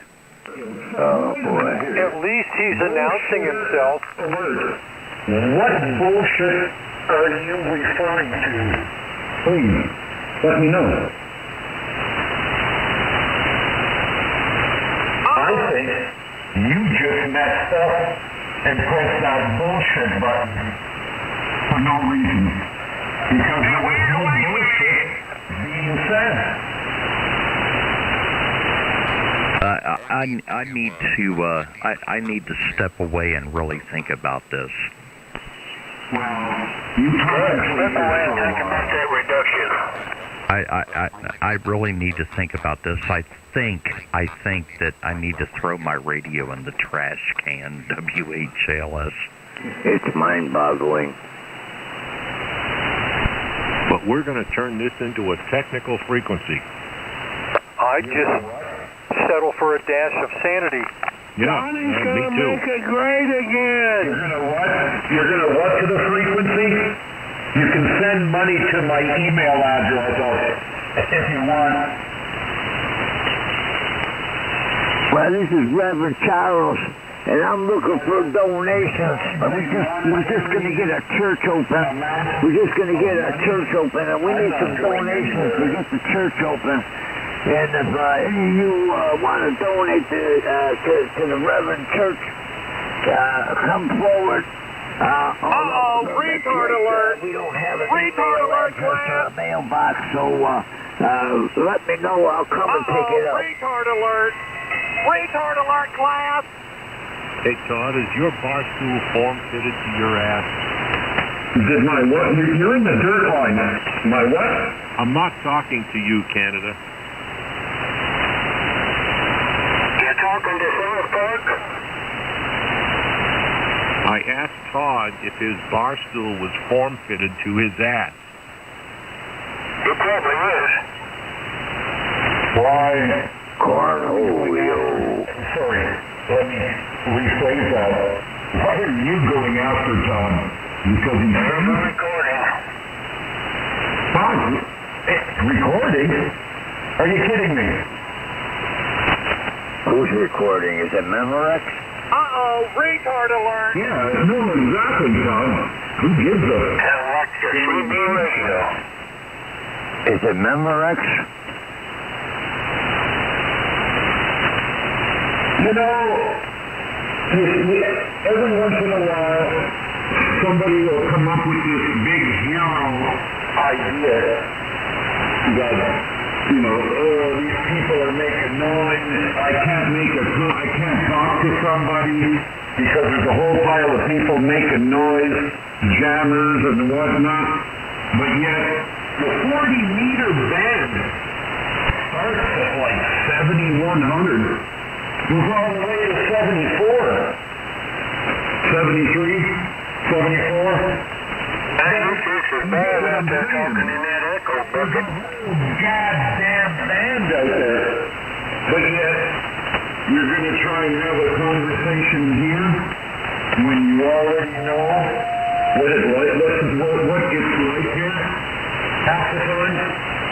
Really? You're going to go out of your way to come here to try and have a conversation? Really?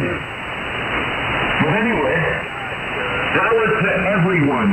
I'm not discouraging anybody from doing anything they want. I believe in entertainment.